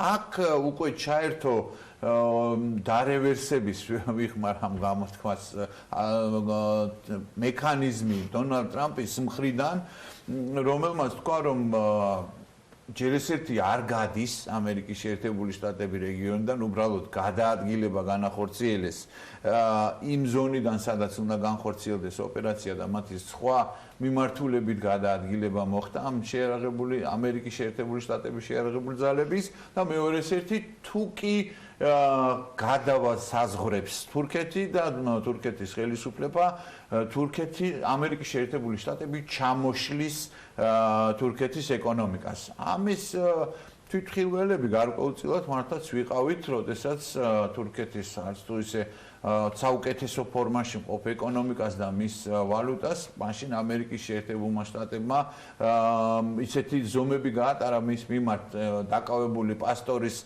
გათავისუფლების მოთხოვნის ფარგლებში, რომ მართლა ძალიან სერიოზული დარტყმა მიიღო თურქეთის ეკონომიკამ. თურქეთის ვიცე-პრეზიდენტმა გააკეთა რეაგირება, მოახდინა რეაგირება, რომ ვერავინ ვერ მიიღებს თურქი ხალხის და თურქეთის ხელისუფლების მაგივრად გადაწყვეტილებას და არავის ესეთი მუხარის ტონით ლაპარაკს არ დაემორჩილება თურქეთი. ეს თან გასათვალისწინებელია, რომ შეშფოთებას გამოხატავს ევროკავშირი, დიდი ბრიტანეთი, საფრანგეთი, გერმანია დამოუკიდებლად ინდივიდუალურად ძალიან დიდ შეშფოთებას გამოხატავენ თურქეთის მხრიდან ქურთების მიმართ შესაძლო მძიმე სამხედრო ოპერაციის განხორციელების საკითხთან დაკავშირებით, თუმცა მიუხედავად ამისა თურქეთი ძალიან პრინციპული ამ გადაწყვეტილებაში და ის აუცილებლად განახორციელებს. თურქეთს ყავს მოკავშირეები, კიდევ არის იქ სირიის გათავისუფლების არმია, ასე ვქვია, კიდევ ერთ სამხედრო ფორმირებას, რომელიც თურქეთს უჭერს მხარს და თურქეთის მხრიდან პირიქით არის მხარდაჭერილი. დონალდ ტრამპმა თქვა, რომ განაგრძობს ქურთების მხარდაჭერას ფინანსურად, განაგრძობს მხარდაჭერას შეიარაღების მიწოდებით, ისინი რჩებიან ამერიკის შეერთებული შტატების მოკავშირედ, რა თქმა უნდა არ გაუშვა ხელიდან შესაძლებლობა და გადაწყვეტა ევროპელებს, რომ ეს არის უსამართლობა, რომ ამდენი ხანია ამერიკის შეერთებული შტატები ამ ყველა ფულს ხარჯავს ევროპელებისვე უსაფრთხოებაზე და ეხლა დრო არის, რომ ცოტა ევროკავშირმაც ჯიბეზე ხელი გაიკრას და თანამონაწილეობა მიიღოს ამ პროცესში. ძალიან მრავალწახნაგოვანია რეალურად, არ შემიძლია არ აღვნიშნო, რომ ყველაზე დიდ ხეირს ამ ყველაფრიდან აუცილებლად ნახავს რუსეთი, აუცილებლად ნახავს ირანი, რომელიც ისედაც ძალიან ძლიერად არიან ორივე წარმოდგენილი ადგილზე სირიაში და კიდევ უფრო მეტად გაიმყარებენ პოზიციებს უშუალოდ სირიაში და ზოგადად ახლო აღმოსავლეთში, ხოლო ამერიკის შეერთებული შტატების პოლიტიკა, ამ გაყვანის პოლიტიკას თუ ასევე დავაპარალელებთ ავღანეთიდან გაყვანის პოლიტიკასთან და ტალიბანთან მოლაპარაკების მცდელობასთან, შეიძლება აღქმული იყოს, რომ ახლო აღმოსავლეთში ამერიკის შეერთებული შტატების პოლიტიკის სერიოზული გადახედვა ხდება ამ კონკრეტული მიმართულებები და პოზიციებიდან უკან დახევა. მე არ გულისხმობ, რა თქმა უნდა, ამერიკის შეერთებულ შტატებსა და ისრაელს შორის და ამერიკის შეერთებულ შტატებსა და სპარსეთის ყურის ქვეყნებს შორის არსებულ მჭიდრო სტრატეგიულ თანამშრომლობას. თუმცა აი ამ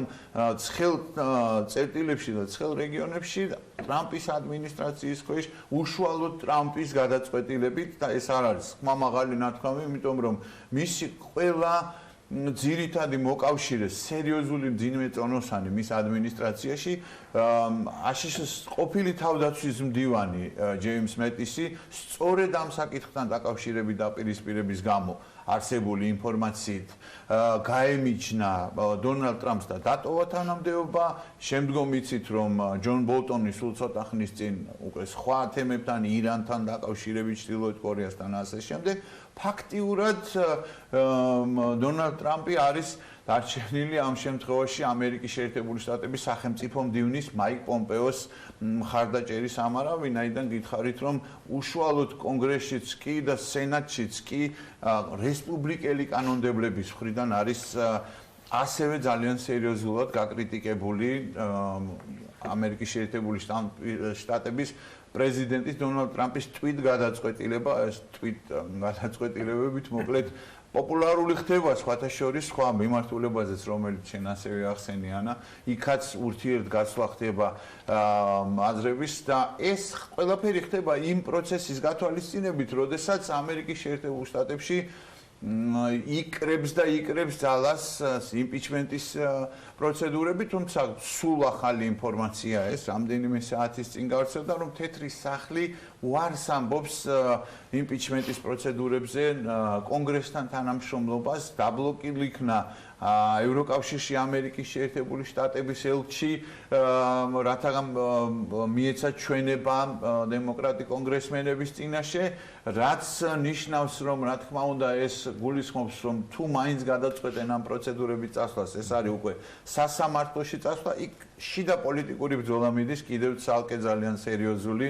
მართალია საზოგადოება ითხოვს იმპიჩმენტის პროცედურების დაწყებას, მაგრამ ტექნიკურად არაერთხელ გვითქვამს ეს არ არის მარტივი საქმე და ტექნიკურად ვერ პირველი რა თქმა უნდა ვექარო ვერ მოესწროს და შესაბამისად ამ ყველაფრიდან მოგებული დარჩეს ისევ დონალდ ტრამპი, დემოკრატები ამაზე ძალიან სერიოზულად ფიქრობენ ყველამე და იმიტომაც წელავენ ამ უშუალო ხმების დათვლის პროცესს, მათ არ აქვს საკმარისი ხმების რაოდენობა, რა თქმა უნდა, რომ სენატიდანაც მიიღონ მხარდაჭერა და თანხმობა იმპიჩმენტთან დაკავშირებით. შესაბამისად, აი შიგნით და გარეთ ესეთ რთულ ვითარებაში ბრძოლით უწევს თავისი პოზიციების შენარჩუნება, თუმცა საშინაო პოლიტიკას რომ არ შევეხოთ, საერთაშორისო მიმართულებით რეალურად საკმაოდ სირთულეებს წააწყდა ეს პროცესი ეხება ჩინეთთან ურთიერთობასაც და ეს პროცესი ეხება ჰონგ-კონგთან კონტექსტშიც დაკავშირებულ პროტესტებს, ისევე როგორც უიგურში მუსლიმი უმცირესობის შევიწროებასთან დაკავშირებით ამერიკის შეერთებული შტატების მიერ აი ზუსტად ისევ რამდენიმე საათის უკან მიღებულ გადაწყვეტილებას სანქციების შემოღების თაობაზე. თუმცა მანამდე ჰონგ-კონგთან მიმართებაში ვიტყვით, რომ პროტესტი არ ცხრება, პროტესტი არ ნელდება, მიუხედავად იმისა, რომ უკვე საბრძოლო მზადყოფნის რეჟიმში არის ჩინეთის სახალხო არმია მოყვანილი, ძალიან სერიოზული მზადება მიდის იმისათვის, რომ რეალურად კონტროლი იქნეს აღებული ჩინეთის ცენტრალური ხელისუფლების მხრიდან, პროტესტი მაინც არ ნელდება, დამოკიდებულება ადგილობრივების არის უმრავლესობა მხარს უჭერს დემონსტრანტებს და ასევე ძალიან ნიშანდობლივი ერთი რამ, რომ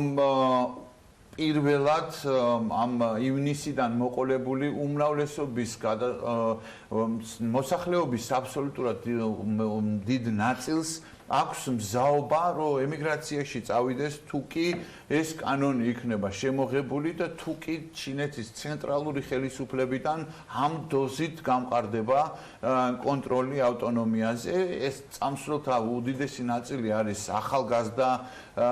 ახალგაზრდები და ის ძალა და რესურსი, რომელიც რეალურად მამოძრავებელ ძალას წარმოადგენს ჰონგ-კონგისთვის. ამასობაში ძალიან საინტერესოა ბიზნესის, სპორტის და პოლიტიკის გადაკვეთა ვერაული, ამ ძალიან სერიოზულ და მნიშვნელოვან ჩართვას ამ თემაში ამერიკის შეერთებული შტატების ეროვნული საკალათბურთო ასოციაციას NBA-ის ერთ-ერთი წამყვანი გუნდის Houston Rockets-ის მწვრთნელმა ასევე Twitter-ზე დაწერა, რომ ის მხარს უჭერს ჰონგ-კონგელთა სამართლიან პროტესტს და გამოხატვის თავისუფლება უნდა იყოს დაცული. რასაც მოყვა ძალიან ძაფრი და ძალიან რადიკალურად კრიტიკული პოზიცია, როგორც ჩინეთის ოფიციალური ხელისუფლების მხრიდან საგარეო საქმეთა წარმომადგენელმა გააკრიტიკა, ისევე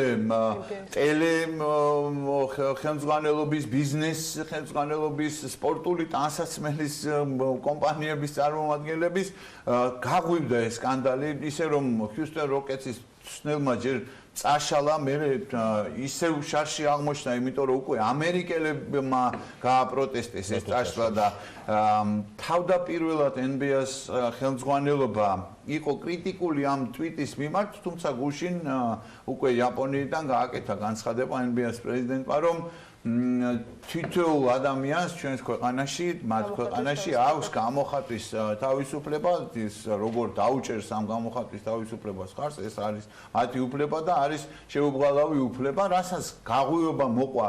ისევ ჩინეთმა მიიღო უკვე გადაწყვეტილება, რომ თამაშები, პრეტესტ თამაშები, რომელიც ძალიან პოპულარული არის, უკვე აღარ გადის ჩინეთის ტელევიზიაზე და ასევე ძალიან სერიოზულად განიხილება, რომ Houston Rockets-ის თამაშები არაჩვენონ. ეს პირდაპირ შედის ბიზნესში, პირდაპირ აზიანებს, რა თქმა უნდა, იყო ასეთი მაგალითები. გაყიდვების ნაწილში ძალიან დიდი გაყიდვების ნაწილში ძალიან დიდი კი, ძალიან დიდი და ძალიან პოპულარულია რეალურად NBA.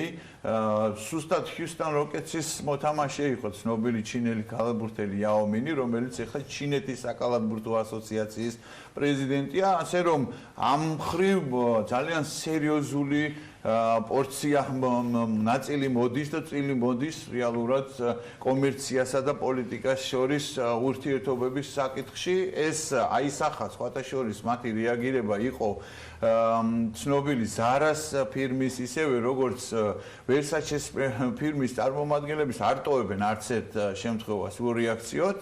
ზარამ მაღაზიები დახურა რამდენიმე საათით პროტესტის დროს შაბათ-კვირის განმავლობაში, რასაც მოყვა ძალიან მძაფრი რეაქცია ცენტრალური ჩინეთის ხელისუფლებიდან და ასევე ძალიან მძაფრი რეაქცია მოყვა ვერსაჩეს მიერ მაისურების გამოშვებას, რომელზეც ჰონკონგი და მაკაო იყო როგორც თავისუფალი სუბიექტები. იქ არის ახალგაზრდების მოლოდინი, რომ მოლოდინი 2057 წლისთვის, როდესაც უნდა გადაწყდეს, რომ შეინარჩუნებს ამ სისტემას ჩინეთი, რომ ერთი ქვეყანა, ორი სისტემა, მაღალი ავტონომიით ჰონკონგისთვის თუ ჰონკონგი გახდება ისევ ისეთივე ერთ-ერთი რეგიონთაგანი ჩინეთის, როგორიც არის სხვა დანარჩენები, ამიტომ ახალგაზრდებს აქვთ ყველაზე მეტად ამის განცდა სხვათა უფლებების დაცვის კუთხით ისინი არიან ყველაზე მეტად მობილიზებულები, ვინაიდან ზრუნავენ საკუთარ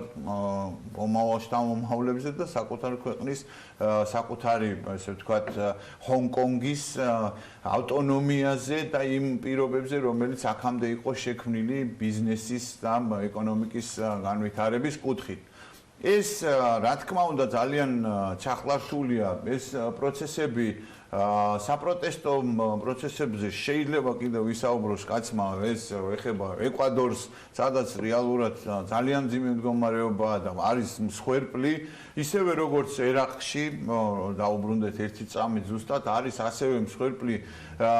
ერაყში არის კორუფციის წინააღმდეგ გამოვიდა ადგილობრივი მოსახლეობა და აპროტესტებს კორუფციას, გამოყენებული იქნა გადამეტებული ძალა, გუშინ უკვე ერაყის პრეზიდენტი იძულებული იქნა ეთქვა, რომ ეს იყო ეღიარებინა, რომ იყო გამოყენებული გადაჭარბებული ძალა და ყველა დაისჯება, ვინც მოქალაქეების და ჟურნალისტების მიმართ გამოიყენა გადაჭარბებული ძალა, ერაყშიც კი ამას ათვისნობიერებენ და ეკვადორში არის სუბსიდიების მოხსნასთან დაკავშირებით ნავთობის ფასებზე, ბენზინის ფასებზე და დიზელის ფასებზე სუბსიდიების მოხსნამ გამოიწვია გაორმაგება არსებული ფასების, ანუ სოციალურ თემებზე ყველგან ძალიან დიდი ბრძოლა მიდის. ამასობაში მართლაც ესე არის, აი იმ რანგში ავიდა რეალურად ყოფნა არ ყოფნის დიდი შექსპირის თუ ესევე ჩვენი თანამემამულეების მიერ ჩვენ რა ვქნათ ჩვენ რანგში ავიდა ბრექსიტი თუ არ ბრექსიტი ეს თემა, იმიტომ რომ აი დღესაც კი რომ გააჩეროთ ვერავინ ვერ გეტყვით ერთ-ერთი აჭარაბეთი და კროკობეთი და ვერავინ ვერ დადებს ვერავით არ ფსონს იმაზე თუ რა მოხდება კოეფიციენტი არ არსებობს. კოეფიციენტი არ არსებობს, არის ზომება რეალურად, იმიტომ რომ ძალიან ბევრი ღონისძიება დაგეგმილი და მნიშვნელოვანი თარიღი არის 31 ოქტომბრამდე, როდესაც არის ბოლო ვადა ბრექსიტის განხორციელების არის ესეთი, ესე ვთქვათ, შესაძლო განვითარება და ვერსია, რომ ისევ მოხდება გახანგრძლივება. თავად ბორის ჯონსონი, ბრიტანეთის პრემიერ-მინისტრი კი აცხადებს, რომ არავითარ გახანგრძლივებაზე ლაპარაკი არ იქნება და ის არაპირებს პირადად ამ თხოვნის დაყენებას ევროკავშირის წინაშე, მაგრამ მას ეს ამას ავალდებულებს კანონი, რომელიც მიღებულია ბრიტანელი პარლამენტარების მიერ, თუ 19 ოქტომბრამდე არ იქნება სიცხადე, არ იქნება მიღებული ახალი შეთანხმება, რომელსაც ხარს დაუჭერს ბრიტანეთის პარლამენტი. არ იქნება მიღებული ახალი გადაწყვეტილება, რომელსაც ხარს დაუჭერს ბრიტანეთის პარლამენტი, ვალდებული იქნება ბორის ჯონსონი, რომ მიმართოს. ამასობაში 17-18 ოქტომბერს იმართება ევროკავშირის სამიტი, ძალიან მნიშვნელოვანი სამიტი იმართება, იმასთან დაკავშირებით თუ რა მოიმოქმედონ შემდგომში დიდ ბრიტანეთთან. რეალურად ყველაფერი იქითკენ მიდის, რომ ადრე თუ გვიან ბრიტანეთი გავა ევროკავშირიდან დღის მდგომარეობით. თუმცა ძალიან თამამი არ უნდა იყოს დღეს და ძალიან რისკის ამწევი, რომ ესეთი პროგნოზები გამოაცხადო, იმიტომ რომ გადავადების შემთხვევაში, რამდენი ხნითაც გადავადება, ამასობაში შესაძლებელი არის, რომ ჩატარდეს არჩევნები დიდ ბრიტანეთში, გენერალური პარლამენტო არჩევნები, თუ კი ისევ ბორის ჯონსონი და კონსერვატორები გაიმარჯვებენ, მაშინ აზრს კარგავს ამ გადავადების შემოღება. თუ ეს სწრაფად მოხდება, არაფერი არ შეიძლება. შესაბამისად, ბრიტანეთის მიერ შეთავაზებული ახალი წინადადებები, როგორც ჩანს, მაინც მიუღებელი იქნება, თუმცა შეიძლება მე დილეტანტი ვარ ამაში და ნაკლებად მესმის, მაგრამ ახალი შეთავაზება გულისხმობდა საზღვრიდან უშუალოდ ირლანდიებს შორის არსებული ადმინისტრაციული საზღვრიდან საბაჟო ცენტრების ჯერ ესეთი რაოდენობრივად მინიმიზებას და ამის გაშორებას უშუალო სასაზღვრო ზოლიდან. შემდეგ ერთით კიდევ ძალიან მნიშვნელოვანი ტექნოლოგიური შეთავაზება იყო, რომ არ ყოფილიყო რეალურად მესაზღვრეები, ფორმიანი კაცები და ასე შემდეგ, რომ ელექტრონულად განხორციელებულიყო ეს შემოწმება და ასევე ჩრდილოეთ ირლანდია ყოფილიყო 2021-მდე ინგლისთან ერთად, ბრიტანეთთან ერთად და 2021-ში დაეტოვებინა ევროკავშირის საბაჟო კავშირი. ანგელა მერკელმა უარყოს წინადადება, მან თქვა, რომ ერთადერთი გზა ამის არის, რომ ჩრდილოეთ ირლანდია დარჩეს ევროკავშირის საბაჟო კავშირში. საფრანგეთის პრეზიდენტიც ასევე სწრაფი და ხისტი გადაწყვეტილების მომხრეა. დონალდ ტუსკმა ტვიტით უპასუხა ბორის ჯონსონის ცდილობას და ჟან-კლოდ იუნკერის, რომელიც ასრულებს ისევე როგორც დონალდ ტუსკი თავის ევროკავშირის ძალიან მაღალ პოზიციაზე ყოფნას, ღიად განაცხადეს, რომ ეს არის უაზრო, ვილად რომ თქვათ, გადაბრალების თამაში. ბორის ჯონსონი დაადანაშაულეს ამ ზუსტი თარგმანი რო გავაკეთოთ, სულელური გადაბრალების თამაში და საერთოდ საით მიდიხარ ბორის ესეთი მიმართვა იყო რა გინდა საით მიდიხარ ესეთი მიმართვა იყო დონალდ ტუსკის მხრიდან. კაციშვილმა არის ის რეალურად, მე მგონი ბორის ჯონსონმა კი იცის თავისთვის ჩამოყალიბებულია, რომ დიდი ბრიტანეთი უნდა გავიდეს. ემზადებიან ყველა სხვათა შორის ირლანდიის თავრობამ დამატებით მილიარდ ნახევარი ევრო გამოყო, უკვე ფონდები გამოყვეს ბრექსიტისთვის მოსამზადებლად, ხისტი ბრექსიტისთვის, ანუ შეთანხმების გარეშე, სხვადასხვა ქალაქებიც, ქვეყნებიც ამისთვის ბიუჯეტის მიხედვითაც ემზადებიან, ასე რომ ეს კითხვა პირობას გაძლევთ, რომ ოქტომბერში ეს კითხვა, ერთი რაც შემიძლია თამამა თქვა, არ მოიხსნება დღის წესრიგიდან და მგონია, რომ აუცილებლად გაგრძელდება და ალბათ მაინც ჯერჯერობით არავინ არ აიღებს თავის თავზე ამ პასუხისგებლობას, რომ ის იყოს დამნაშავე ხისტი ბრექსიტის შემთხვევაში. არც ერთს არ აწყობს ბრიტანეთს ყველაზე მძიმე მდგომარეობაში ჩააგდებს ბოლო 50 წლის მანძილზე, მაგრამ ევროკავშირსაც ძალიან სერიოზულად დააზიანებს. შესაბამისად, არავინ მოდიში ისევ ამ ტერმინისთვის არ შეიტენის ამ პასუხისგებლობას ნამდვილად და დარწმუნებული ვარ, რომ გადავადება მოხდება და გავაგრძელებთ ჩვენს ამაზე საუბარს, თუ არ დაიღლება ჩვენი მაყურებელი. იმედია რომ არ, იმიტომ რომ საინტერესო ამბები გველდება წინ და ნაკლებ საინტერესო ბლოგებს წაიკითხავთ ბუკა პეტრიაშვილის მომზადებულს Forbes-ისათვის, რომელიც შეგიძლიათ რომ შემდეგ 4 შაბათამდე ჯერ ამორშებათი წაიკითხოთ და შემდეგი 2 შაბათისა. ბუკა დროებით გემშვიდობით, შევხვდებით შემდეგ 4 შაბათს საქმიანი ეთერში, იქამდე როგორც გითხარით, ბლოგებს უნდა გაეცნოთ, ახალი ნომერიც გამოვიდა Forbes-ზე, შეგიძლიათ მიაკითხოთ ასევე მას ჟურნალ გაზეთების განყოფილებაში. მადლობა ბუკას, ჩვენ წინ სარეკლამო პაუზა გვეუბნება და რამდენიმე წუთში დაგიბრუნდებით.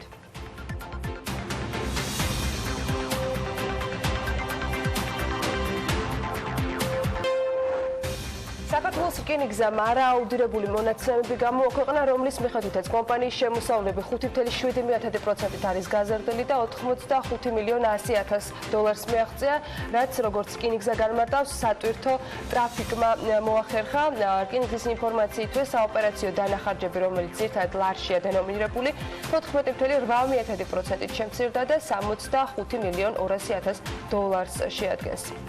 საქართველოში საშუალო ხელფასი 1068 ლარია, 2017 წელს არსებულ საშუალო ხელფასთან მიმართებით 69 ლარით არის 2018 წლის მონაცემი გაზრდილი. საქმიანობების სახეების მიხედვით კი შედარებით მაღალი ხელფასი საფინანსო და სადაზღვეო საქმიანობაშია 2236 ლარი საშუალოდ. პარლამენტის აგრარულ საკითხთა კომიტეტმა 2020 წლის სახელმწიფო ბიუჯეტის პროექტს კენჭი არ უყარა. მიზეზად კომიტეტის თავმჯდომარე სოფლის მეურნეობის პროგრამებისათვის დაფინანსების შემცირებას ასახელებს. ფინანსთა მინისტრის მოადგილე კი აცხადებს, რომ სოფლის მეურნეობის მიმართულებით ბიუჯეტის გაზრდის რესურსი არ აქვთ. სენაკში მშვიდობის ქუჩა ნომერ 96-ში თხილის და სხვა კაკლოვანების გადამამუშავებელი საწარმოა შედა, რისთვისაც 1.7 მილიონი ლარის ინვესტიცია განხორციელა და 30 ადამიანი დასაქმდა. ქართული ავიაკომპანია ჯორჯიანი ერვეისი რუსეთის ტრანსპორტის სამინისტროსგან ევროსასამართლოში 25 მილიონი დოლარის მოთხოვნას აანონსებს. კომპანიის გენერალური დირექტორის განცხადებით, სარჩელი ფრენების დაუსაბუთებელ შეწყვეტას უკავშირდება. წელს გარემოს დაცვის და სოფლის მეურნეობის მიმართულებით არსებული ბიუჯეტი 14 მილიონი ლარით გაიზრდება და 353 მილიონი ლარი იქნება. თათია ჩაფიჩაძე ამჯერად სოფლის მეურნეობის პროგრამების ბიუჯეტს გაეცნო და ისახლა გვერდება პირდაპირ ეთერში სტუმართან ერთად. თათია, დილა მშვიდობის. პირველ რიგში რომ გითხრა, რომ პროგრამებს ეზრდება დაფინანსება, მიუხედავად იმისა, რომ ამ გაზრდილი დაფინანსების პარაგრაფში გუშინ ოთარ დანელიას არ მოეწონა სოფლის მეურნეობის. აუცილებლად ვისაუბრებთ ამაზე. მანამდე კი დეტალურად გეტყვით ბიუჯეტის პროგრამების შესახებ. პროექტში დღეს არსებული რედაქციით გარემოს დაცვისა და სოფლის მეურნეობის სამინისტრო მომავალ წელს 353 მილიონი ლარის დახარჯვას გეგმავს, უწყებაში დასაქმებულთა ჯამური რაოდენობა კი 3464 იქნება. გარემოს დაცვისა და სოფლის მეურნეობის განვითარების პროგრამისთვის გამოყოფილი დაფინანსება 17-დან 13 მილიონამდე მცირდება, ხოლო პოლიტიკის შემუშავებისა და მართვისთვის საჭირო თანხები 1 მილიონზე ცოტა მეტით გაიზრდება და 11.470.000 იქნება. უწყება მიმდინარე წელს ქართული აგროსასურსათო პროდუქციის პოპულარიზებისათვის 1.400.000 ლარი დახარჯა, 2020-ში კი 1.500.000-მდე დახარჯვას აანონსებს. ნარჩენებისა და ქიმიური ნივთიერებების მართვის ღონისძიებების ბიუჯეტი კი საერთოდ არ არის გათვალისწინებული, როცა წელს ამ პროგრამისთვის საჭირო ბიუჯეტი 1.900.000 ლარი იყო. განახევრებულია სურსათის უვნებლობისა და მცენარეთა დაცვის ბიუჯეტი და ასევე 1 მილიონით შემცირდა მევენახეობა მეღვინეობის განვითარებისთვის საჭირო დაფინანსებაც. პირველადი პროექტის მიხედვით 25 მილიონით იზრდება შეღავათიანი აგროკრედიტის პროგრამის ბიუჯეტი და 74 მილიონს მიაღწევს. 1 მილიონით გაიზრდება აგროდაზღვევა, დანერგე მომავალისა და ქართული ჩაის აღორძინებისთვის საჭირო დაფინანსება კი უცვლელად დარჩება. იზრდება სამელიორაციო სისტემების მოდერნიზაციისა და აგროსექტორის განვითარების ხელშეწყობის ბიუჯეტით, კერძოდ 76-დან 88 მილიონ ლარამდე. ასევე ორმაგდება ირიგაციისა და დრენაჟის სისტემების გაუმჯობესებისთვის სახელმწიფოს მიერ გამოყოფილი დაფინანსებაც.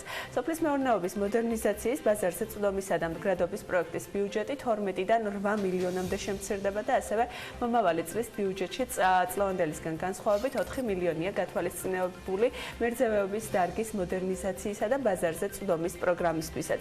რაც შეეხება გარემოს დაცვითი ზედამხედველობის პროგრამებს, მნიშვნელოვანი ცვლილებები პირველადი პროექტის მიხედვით არ ფიქსირდება და წლევანდელი წლის მსგავსად ამისთვის 20 მილიონის დახარჯვა იგეგმება. დაცული ტერიტორიების სისტემების ჩამოყალიბება და მართვის ბიუჯეტით 13 მილიონი ლარია. სასოფლო სამეურნეო კოოპერატივების ხელშეწყობის ღონისძიებისთვის მომავალ წლის ბიუჯეტი აღარ იქნება გათვალისწინებული, წელს კი ამ მიზნით თითქმის 6 მილიონი ლარი იყო გამოყოფილი. სტუმართან ბექა გონაშვილთან ერთად ვაგრძელებთ თემაზე საუბარს. მოგესალმებით, მადლობა რომ ხართ ჩვენი სტუმარი. გუშინ ხმაურისა და სხვა დაწუნებების ფონზე ჩაიარა პარლამენტში ბიუჯეტის განხილვამ. თქვენ თუ ეთანხმებით დანელიას პოზიციას, ფიქრობთ თუ არა, რომ არასწორად არის გადანაწილებული კონკრეტულ პროექტებს აკლია და უფრო ცვლად ჩავშალოთ, რომელი პროექტებია პრიორიტეტული, რომელიც არ იქნება გათვალისწინებული წლევანდელ ბიუჯეტის პროექტში. მოგესალმებით, მოგესალმებით თქვენს მაყურებელს. რა თქმა უნდა, რაც მეტი იქნება ბიუჯეტში თანხა სოფლის მეურნეობისთვის, ჩვენ ყველას გაგვიხარდება. ალბათ მეორე მომენტია, რამდენად არის ამ შესაძლებლობა.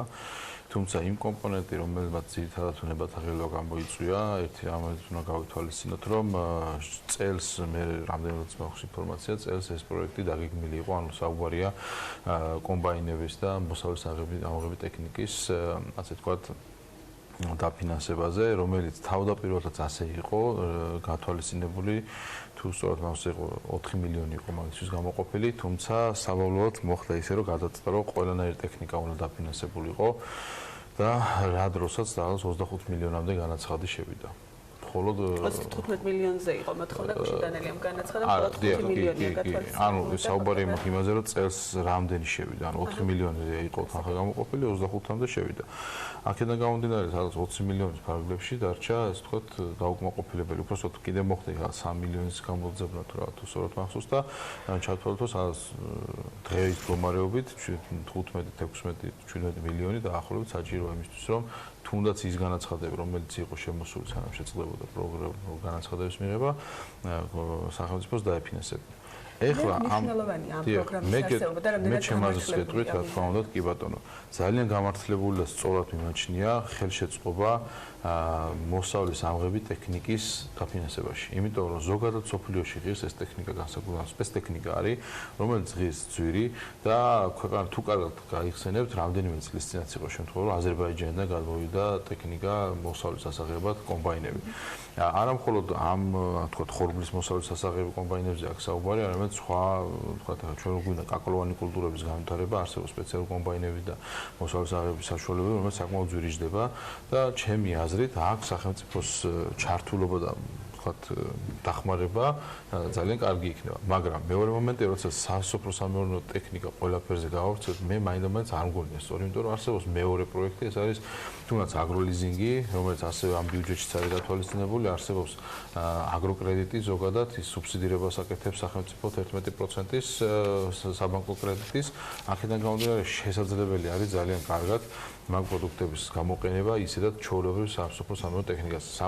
საუბარი მაქვს რაზე, მაგალითად ვენახისთვის საჭირო პატარა ტრაქტორი, რომელიც შეიძლება სულ რაღაც 15,000 ლარის ფარგლებში ჯდებოდეს, 20,000 ლარის ფარგლებში ჯდებოდეს და ფერმერს მას თუ გაუკეთებთ ჩვენ გრძელვადიანი განვადების საშუალებას თუ მივცეთ, ეს ტექნიკა შეიძლება ძალიან ადვილად თვითონაც თავისი თქვა სუბსიდირებს როგორ ანუ გრანტის კომპონენტის გარეშე შეიძინოს. თუმცა მოსავლის ამღები ტექნიკა ეს არის სადღაც აქ საუბარია 100,000 200,000 ევროზეც შეიძლება იყოს. აქედან გამომდინარე, აქ რაღაცაში დახმარება უფრო კარად შესაძლებელია. ამიტომ მე მიმაჩნია, რომ მოსავლის ამღებ ტექნიკაში შესაძლებელია, მაგრამ ეს ბიუჯეტი ჩემი აზრით ამდენი ამხელა თანხა არ დაჭირდება თუ ამ მიმართულებით წავთ.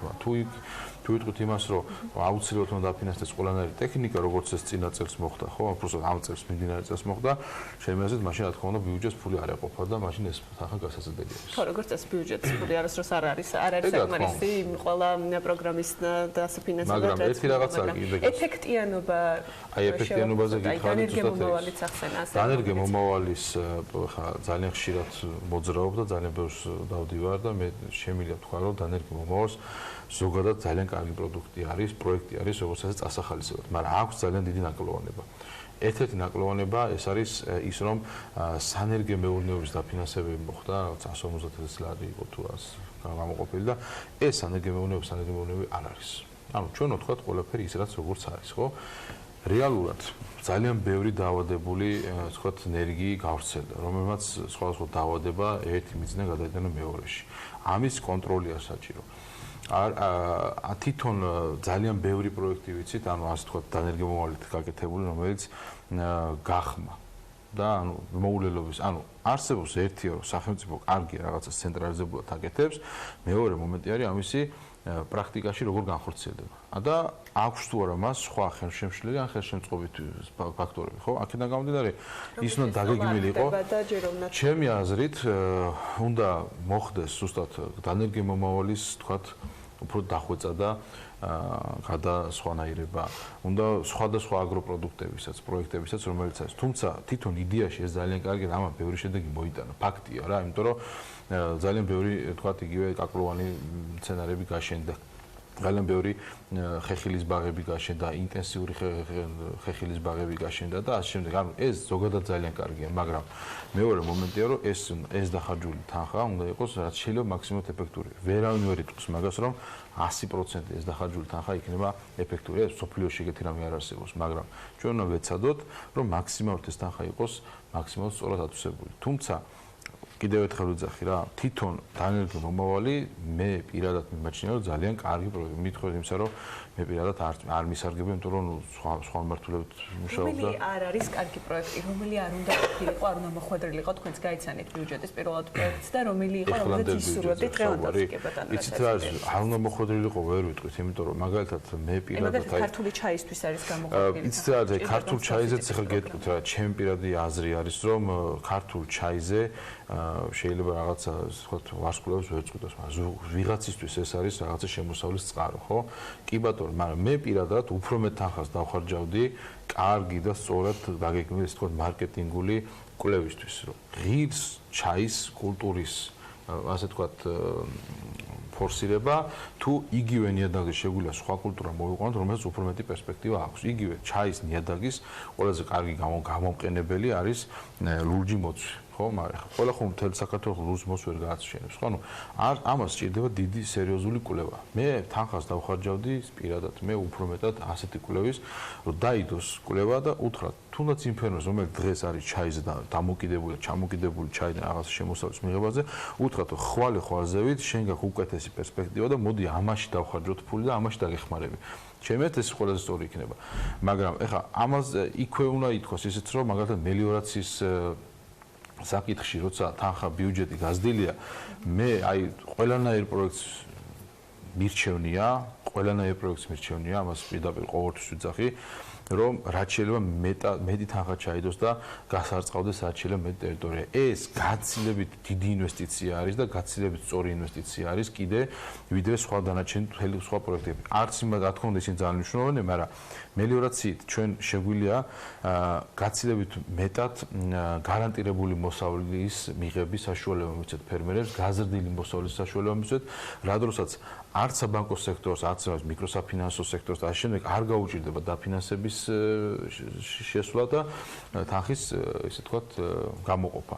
ანუ თანხის დღეს ოფისმეურნეობაში თანხაზე ხელმისაწვდომობა ისეთი პრობლემა არ არის, როგორც ჩემი აზრით, აი ისეთი ინფრასტრუქტურული შეფერხებების მოხსნა, როგორიც აფერხებს მე საბოლოო ჯამში ბიზნესის განვითარებას. ერთ-ერთი ეს არის მელიორაცია.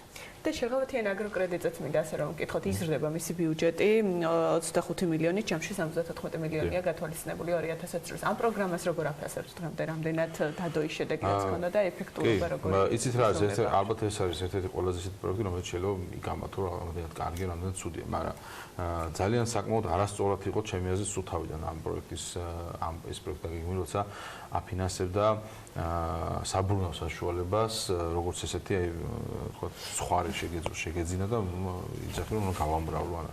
ეს შეიძლება კი არასწორი იყო, მაგრამ არც თლად საბრუნავი საშუალებების გარეშე დატოვება სოფლის მეურნეობის დღეს ამ ეტაპზე არ შეიძლება. ანუ წარმოიდგინეთ რა ხდება, რომ ჩვენ ვაფინანსებთ გადამამუშავებელებს, ანუ გვაქვს რამდენიმე ესე ვთქვათ შემნახველი საცავი მაცივარი, პირობითად ვთქვათ, არ ვიცი, გადამამუშავებელი, ან ხორცის გადამამუშავებელი, ან ხეხილის რაღაც გადამამუშავებელი და ამ დროს არ არის ნედლეული.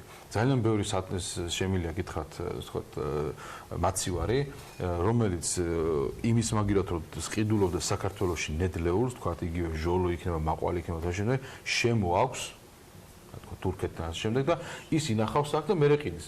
ეს იმიტომ კი არ ხდება, რომ უბრალოდ ფიზიკურად ნედლეული არ არის, ან ვერ ვაწარმოებთ, ან არასწორად ვაწარმოებთ, ან ჭიანი იყო და ასე შემდეგ და ამაში გვაქვს ახლა დიდი, ასე ვთქვათ, დიდი დახმარება, ჩემი აზრით, აქ არის ზუსტად საჭირო, რომ სწორად წარმოება და მეტი პროდუქცია ვაწარმოებთ. ერთ საკითხს მინდა რომ ძალიან ესე ვთქვათ გაუსვა ხაზი, რომელიც პირდაპირ ბიუჯეტთან არის კავშირში, მაგრამ ძალიან მნიშვნელოვანია, ჩემი აზრით, ეს არის სოფლის მეურნეობის სექტორის საგადასახადო სისტემის ზოგადად მოწესრიგება და მოგვარება. რას გულისხმობ? ადრე, უბრალოდ შაშან უბრალოდ წელს 1 იანვარიდან დაიწყო ჩვენ სოფლის მეურნეობაში დასაქმებულ ადამიანებს მოგვეხსნა საშეღავთო ეს იყო 200,000 ლარამდე ზღვარი.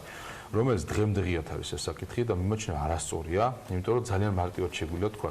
ძალიან ბევრ პირველ წარმოების პროდუქციაში ჩვენ ნახეთ, რომ მონაცემები გაიზარდა, ანუ სტატისტიკის სამსახურის მაგას იძახის და რეალურადაც მართლა გაიზარდა, რაღაცას მეც ვაწარმოებთ ქვეყანაში პირველ წარმოებაში.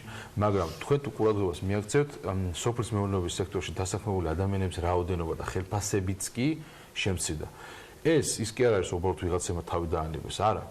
ეს აქ გასაღები არის ვთქვით, რომ დაიწყო უფრო მეტად არალეგალურობისკენ, ასე თქვა და არაგაფორმება ვიღაცების რა, ანუ თანამშრომლების.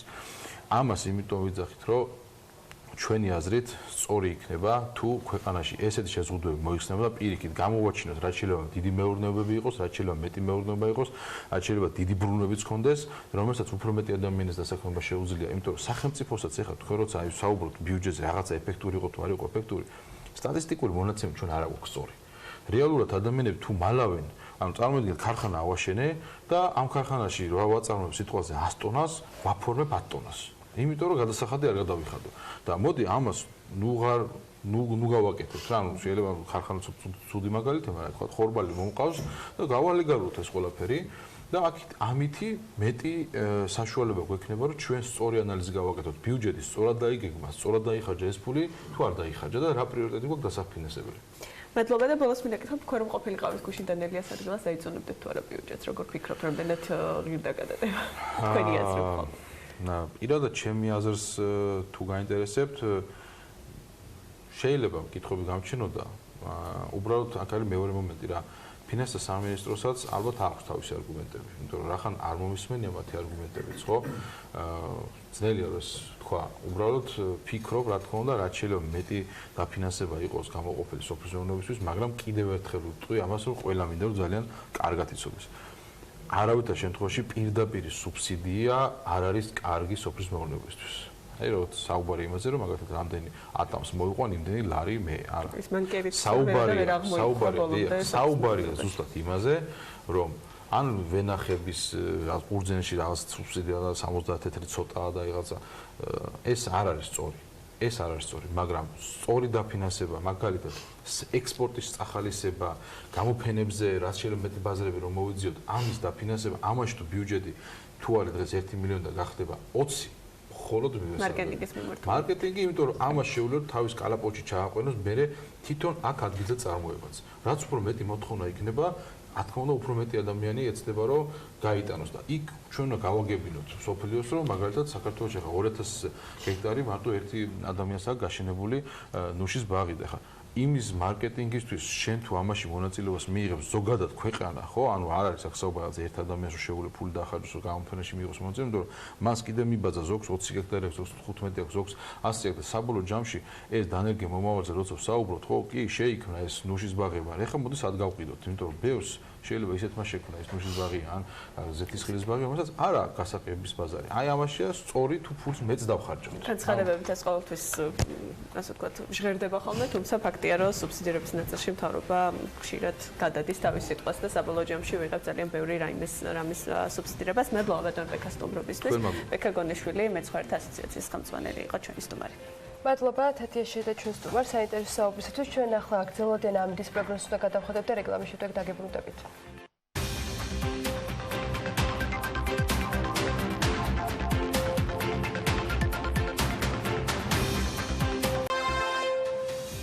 იმისთვის რომ გავხსნათ კარი ნებისმიერი წამოწყება ინიციატივა პროექტი რომელიც შემოვა უნდა იყოს უფრო ეფექტური უფრო მეტად საყოველთაო ამისთვის ამ ციფრულ ეპოქაში ვაკეთებ თავისუფლების ვებ-პორტალს რომელიც იქნება ძალიან ძლავრი ვებსაიტი სადაც განთავსდება სხვადასხვა პროექტი ვებ-პორტალი კი გამოიყენება სხვადასხვა მულტიმედიური პროექტებისათვის როგორც არის ციფრული გამოფენა ასე დაანონსდა პროექტი რომელიც სულ რამდენიმე დღის წინ იღებს სტარტს და უახლოეს მომავალში კიდევ უფრო მეტ კონკრეტიკას ველოდებით ეს თავისუფლების ქარხანა არის სანდრო კაკულია თავისუფლების ქარხანას ერთ-ერთი დამფუძნებელი და არჩილ თაბაგარი ღვინის ქარხანა ნომერი 1-ის იურისტი შემოგვიერთდა საქმიანი დილისეთში ზუსტად იმ ადგილზე გვაქვს საუბარი სადაც თავისუფლების ქარხანა იქნება განთავსებული თუმცა ამ საქმიდან გამომდინარე რატომ ყავს დღეს ორი სტუმარი ამაზე ვისაუბრებთ რამდენიმე წუთში სანდრო ჯერ შენით უნდა დავიწყოთ როგორ ჩაიარა პრეზენტაციამ და როგორ იყო პირველი გამოხმაურება მუშაობის პროცესი როგორ მიდის დიდი მადლობა მოწვევისთვის BMG-ს და TV Pirveli-ს რომ აი თავიდანვე ჩვენთან ერთად ხარ ძალიან გვიხარია და საშუალება მაქვს რომ იმ ადამიანებს მე რა არის თქვენი ეს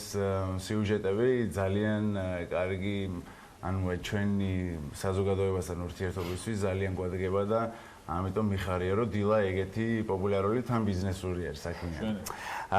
ეხლა რაც შეეხება იმ ღონისძიებას რომელ დღესაც დილით თქვენთან ასევე ვიყავი და დავაანონსე მოკლედ მოლოდინს გადააჭარბა იმ რაოდენობამ რომელიც მოვიდა ძალიან ცოტა ხით ადრე გამოვაცხადეთ იდეაში რომ ეს ღონისძიება იგეგმებოდა ცოტა დრო ქონდა დასაგეგმად ცოტას ნერვიულობდით შეიძლება მე იმ დილით არ მეტყობოდა მაგრამ ასე იყო მაგრამ ყველაფერმა ძალიან კარგად ჩაიარა ძალიან ბევრი ადამიანი მოვიდა მათ შორის ძალიან მნიშვნელოვანი არის სამუშაო ეტაპი რომელიც ამ პრეზენტაციაზე და ამ სტუდიაშიც დაანონსდა რომ რაღაც კონკრეტული გეგმები რაც არის ხა უკვე უნდა ჩამოყალიბდეს სქემის მიხედვით ზუსტად ანუ ჩვენ იქ დავაანონსეთ პრინციპების დონეზე გავაკეთეთ განაცხადი რომ ამ პლატფორმის შენებას ვიწყებთ. ასევე დამსწრე საზოგადოებას მოუწოდეთ რომ ეს რადგან არის სრულიად ღია, საჯარო, ძალიან გახსნილი პლატფორმა, ამიტომ მოუწოდეთ მათ რომ ჩაერთონ ამ პლატფორმის შენებაში. ჩვენ არ გვინდა რომ რაღაც განყენებულად სადღაც რამდენიმე ადამიანისგან შემდგარმა ჯგუფმა თუნდაც მენეჯმენტმა მოიფიქროს და შემდეგ წარუდგინოს, გვინდა რომ ყველა იყოს ჩართული. ამიტომ ესეც დავაანონსეთ, ასევე თქვით ის რომ თვის ბოლოს, ანუ ერთი თვის ვადა ავიღეთ იმისთვის, რომ ზუსტად ჩამოვყალიბოთ ის პროცესი, როგორი იქნება, ხო, კრიტერიუმები, რომ ვინ იქნებიან ადამიანები, რომლებიც ბორდში იქნებიან და როგორი იქნება მათი არჩევის წესი, რომ მაგალითად ხმათა უმრავლესობით გვინდა რომ კანდიდატურები გამოვდოთ ასე საჯარო და ადამიანებმა გადაწყვიტონ ვინ უნდათ რომ იხილონ თემატურ ბორდებში. ამის გარდა ჩვენ თავდაპირველი იდეით მაგალითად მინდა გითხრათ, აი რა გამოიკვეთა კიდევ ერთი რაღაც სიახლე, რომელიც ღონისძიებაზე პრეზენტაციის მერე გავიგეთ, კიდე გადავწყვიტეთ იყო ის, რომ ჩვენ გვინდოდა ასევე თქვით თავისუფლების მინივენი დავარქვით, ეგეთი რომელიც მოივლის რეგიონებზე დიდ ქალაქებს, სადაც ჩავსხლებოდით ჩვენ სხვა საინტერესო ადამიანებთან ერთად და დიდ ქალაქებში, იქაურ უნივერსიტეტებში, თავშეყრის ადგილებში, სხვადასხვა ლოკაციებზე. ძალიან ბევრი არის. აი და ვიტყვი ერთ რამის მნიშვნელოვანია რა და როდესაც ეს გამოვაცხადე რომ ასე მოვლით აი ამ მანქანით, შემდეგ იყო დათო ტურაშვილი გამომსვლელი და იქვე თქვა რომ მოდი იცი რა ვქნათ, ანუ ჩვენ კი არ ვეცადოთ რომ სტუდენტები მოვიწვიოთ ღვინის ქარხნის ტერიტორიაზე ან თავისუფლების ქარხანაში, არამედ მივახციოთ იმას, რომ თავისუფლების ქარხნის მსგავსი მინი წარმომადგენლობები გაიხსნას იქ. და ამით იმის თქმა მინდა რომ ჯერ ერთი მართლა კარგი იდეაა რომ ყველა დედაქალაქში ვერ ჩამოვა და რეგიონებს ძალიან უჭირს ასეთი თავისუფალი სივრცეებში, ამიტომ ჩვენ შეიძლება პატარა კორექტირება შევიტანოთ გეგმებში და მაგალითად აი იქვე გაჟღერებული ეს იდეა განვახორციელოთ, რომ მსგავსი პროექტები მინი თავისუფლების ქარხნები ყველგან დიდ ქალაქებში დავაფუძნოთ. ერთი ნაწილი იდეებს თავისუფლებას არ აქვს ეს თქო საზღვრები, მაგრამ თავისუფლების ქარხანას აქვს კონკრეტული მისამართი, ხო, ეს ყველამ ვიცით. არის გარდა თქვა თავისუფლების ქარხნის ამ იდეებისა, თქვა იმ კონცეფციის, რომელიც უნდა ჩამოყალიბოთ, შეიძლება არ არსებობს გარკვეული საფრთხეების. ამაზეც უნდა ვისაუბროთ, პროცესზეც უნდა ვისაუბროთ, რომელიც ამ კონკრეტულ მისამართზე, ამ კონკრეტულ ქარხანასთან მიმართებაში მიმდინარეობს. ბატონო არჩილი, თქვენგან ცხადია რომ მინდა დავიწყო ამ თემაზე საუბარი, ხვალ არის მნიშვნელოვანი დღე და არის სასამართლო პროცესი, რა ხდება, რომ გავახსენოთ საზოგადოებასაც და რა მოლოდინები. მოგესალმებით, მივესალმებით თქვენს ტელემაყურებელს. დიახ, ხვალ არის მნიშვნელოვანი სასამართლოს ხდომა. 11 საათზე თბილისის სააპელაციო სასამართლოში დანიშნული არის საქმეზე მთავარი სასამართლო მოსმენა და მე მჯერა და დარწმუნებული ვარ, რომ სიმართლე აუცილებლად გაიმარჯვებს. მე ჩვენი თავისუფლების ქარხნის პრეზენტაციაზე განვაცხადე, სიმართლე არის, რა თქმა უნდა, ჩვენ მხარეს, სიმართლე არის ყოველთვის თავისუფლების მხარეს. ეხლა საქმეზე მინდა საყინებული სადროს იდეებს რამდენად უშლის ხელს და რამდენად შეიძლება იყოს პრობლემა. მე მგონია, რომ თავისუფლების შემაჩერებელი არაფერი არ არსებობს ამ ქვეყანაზე და არც სიმართლის და რადგან ეს ორივე კომპონენტი ჩვენ მხარეს არის, მე დარწმუნებული ვარ ჩვენს წარმატებაში. საქმეს რაც შეეხება, მინდა მე საზოგადოებას არაერთხელ განვმარტე, რომ ობიექტი მოგეხსენებათ 2013-2014 წლებში იქნა შესყიდული სრულიად გამჭვირვალედ. საქართველოში ყველაზე მსხვილი კომერციული ბანკებისგან Forbes-ი და საქართველოს ბანკი და 2015 წლის იანვარში დაიწყო ეს დავა წარმოუდგენელი აბსოლუტურად წარმოუდგენელი საფუძვლითაც და იმ ინსტიტუტების ხელშეხედებით, რომელსაც ეფუძნება მთლიანად ქვეყნის ეკონომიკა და თავისუფალი ბიზნესი. ამიტომ შესაბამისად ყურადღება ამ საქმეზე რა თქმა უნდა მაქსიმალურია.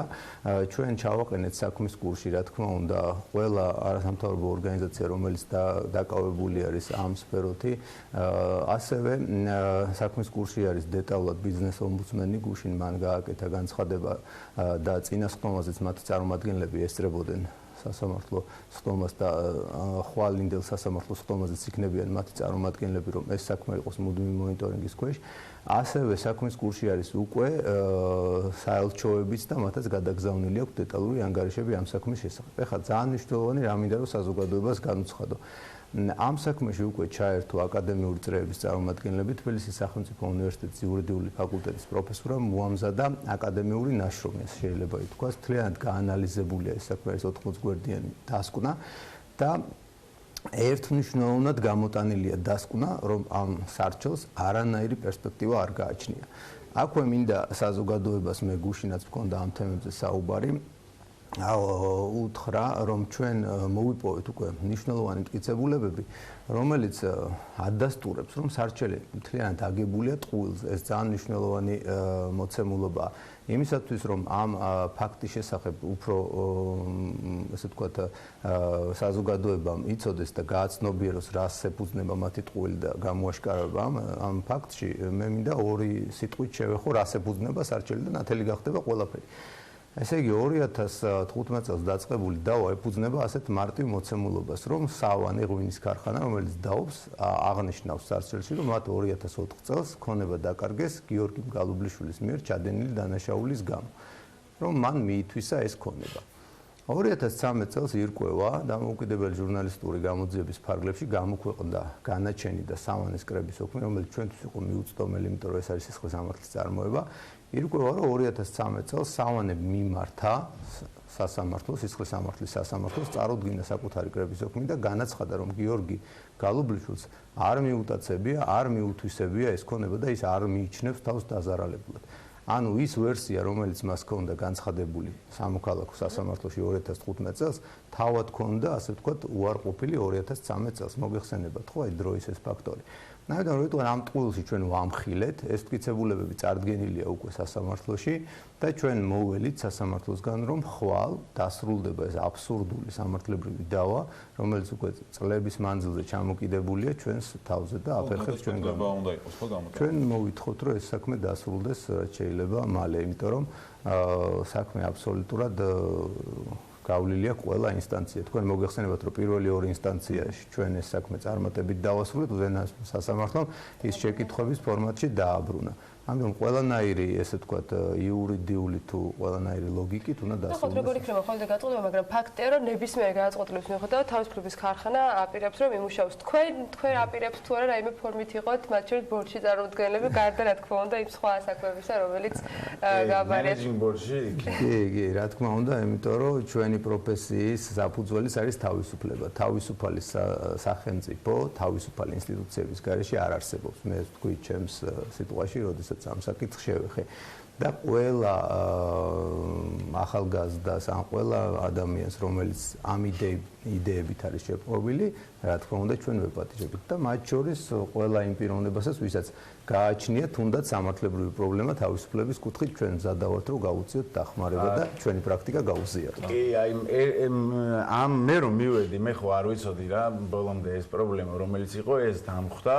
და ნუ ისეთი ანთებულები ვართ, რომ მართლა ვერაფერი ვერ შეაჩერებს ამას და კიდევ ერთი რაღაც მე გამიორმაგდა мотиваცია იმისა, რომ ამ თავისუფლების ქარხნის ფარგლებში მის ხოლგის ქვეშ ჩვენ კიდევ ვისაუბროთ დემოკრატიაზე, დემოკრატიულ ღირებულებებზე, ადამიანის თავისუფლებებზე, იმიტომ რომ წარმოიდგინეთ, ვიღაცა შეუძლია ნებისმიერ თქვენს ნივთზე 15 წლის წინანდელი რაღაც ამბით მოვიდეს და მერე სასამართლომ სანამ გაირკვევა რამე დააყადაღოს ეს ქონება და თქვენ მოგიწევთ თქვენივე სახში პირობითად იცხოვროთ რაღაც პერიოდი დაყადაღებულ სახში, იმიტომ რომ ვიღაცა გაიტყვით რომ ეს მე ვიღაცამ ოდესღაც წამორთვა. ვინ არის ვალდებული შეამოწმოს სხვა ტრანზაქციები. მე ვარ მოკლედ ძალიან აღშფოთებული და მინდა რომ აქვე დავაანონსო რომ აი ამ кейსიდან გამომდინარე ძალიან კარგი იქნებოდა რომ თავისუფლების ქარხანაში მხოლოდ შემოქმედებითი პროექტები კი არ განხორციელებულიყო ან რაღაცა გარემოს დაცვითი, არამედ ასევე ვფიქრობთ რომ დავამატოთ აი ეს დემოკრატიის განვითარების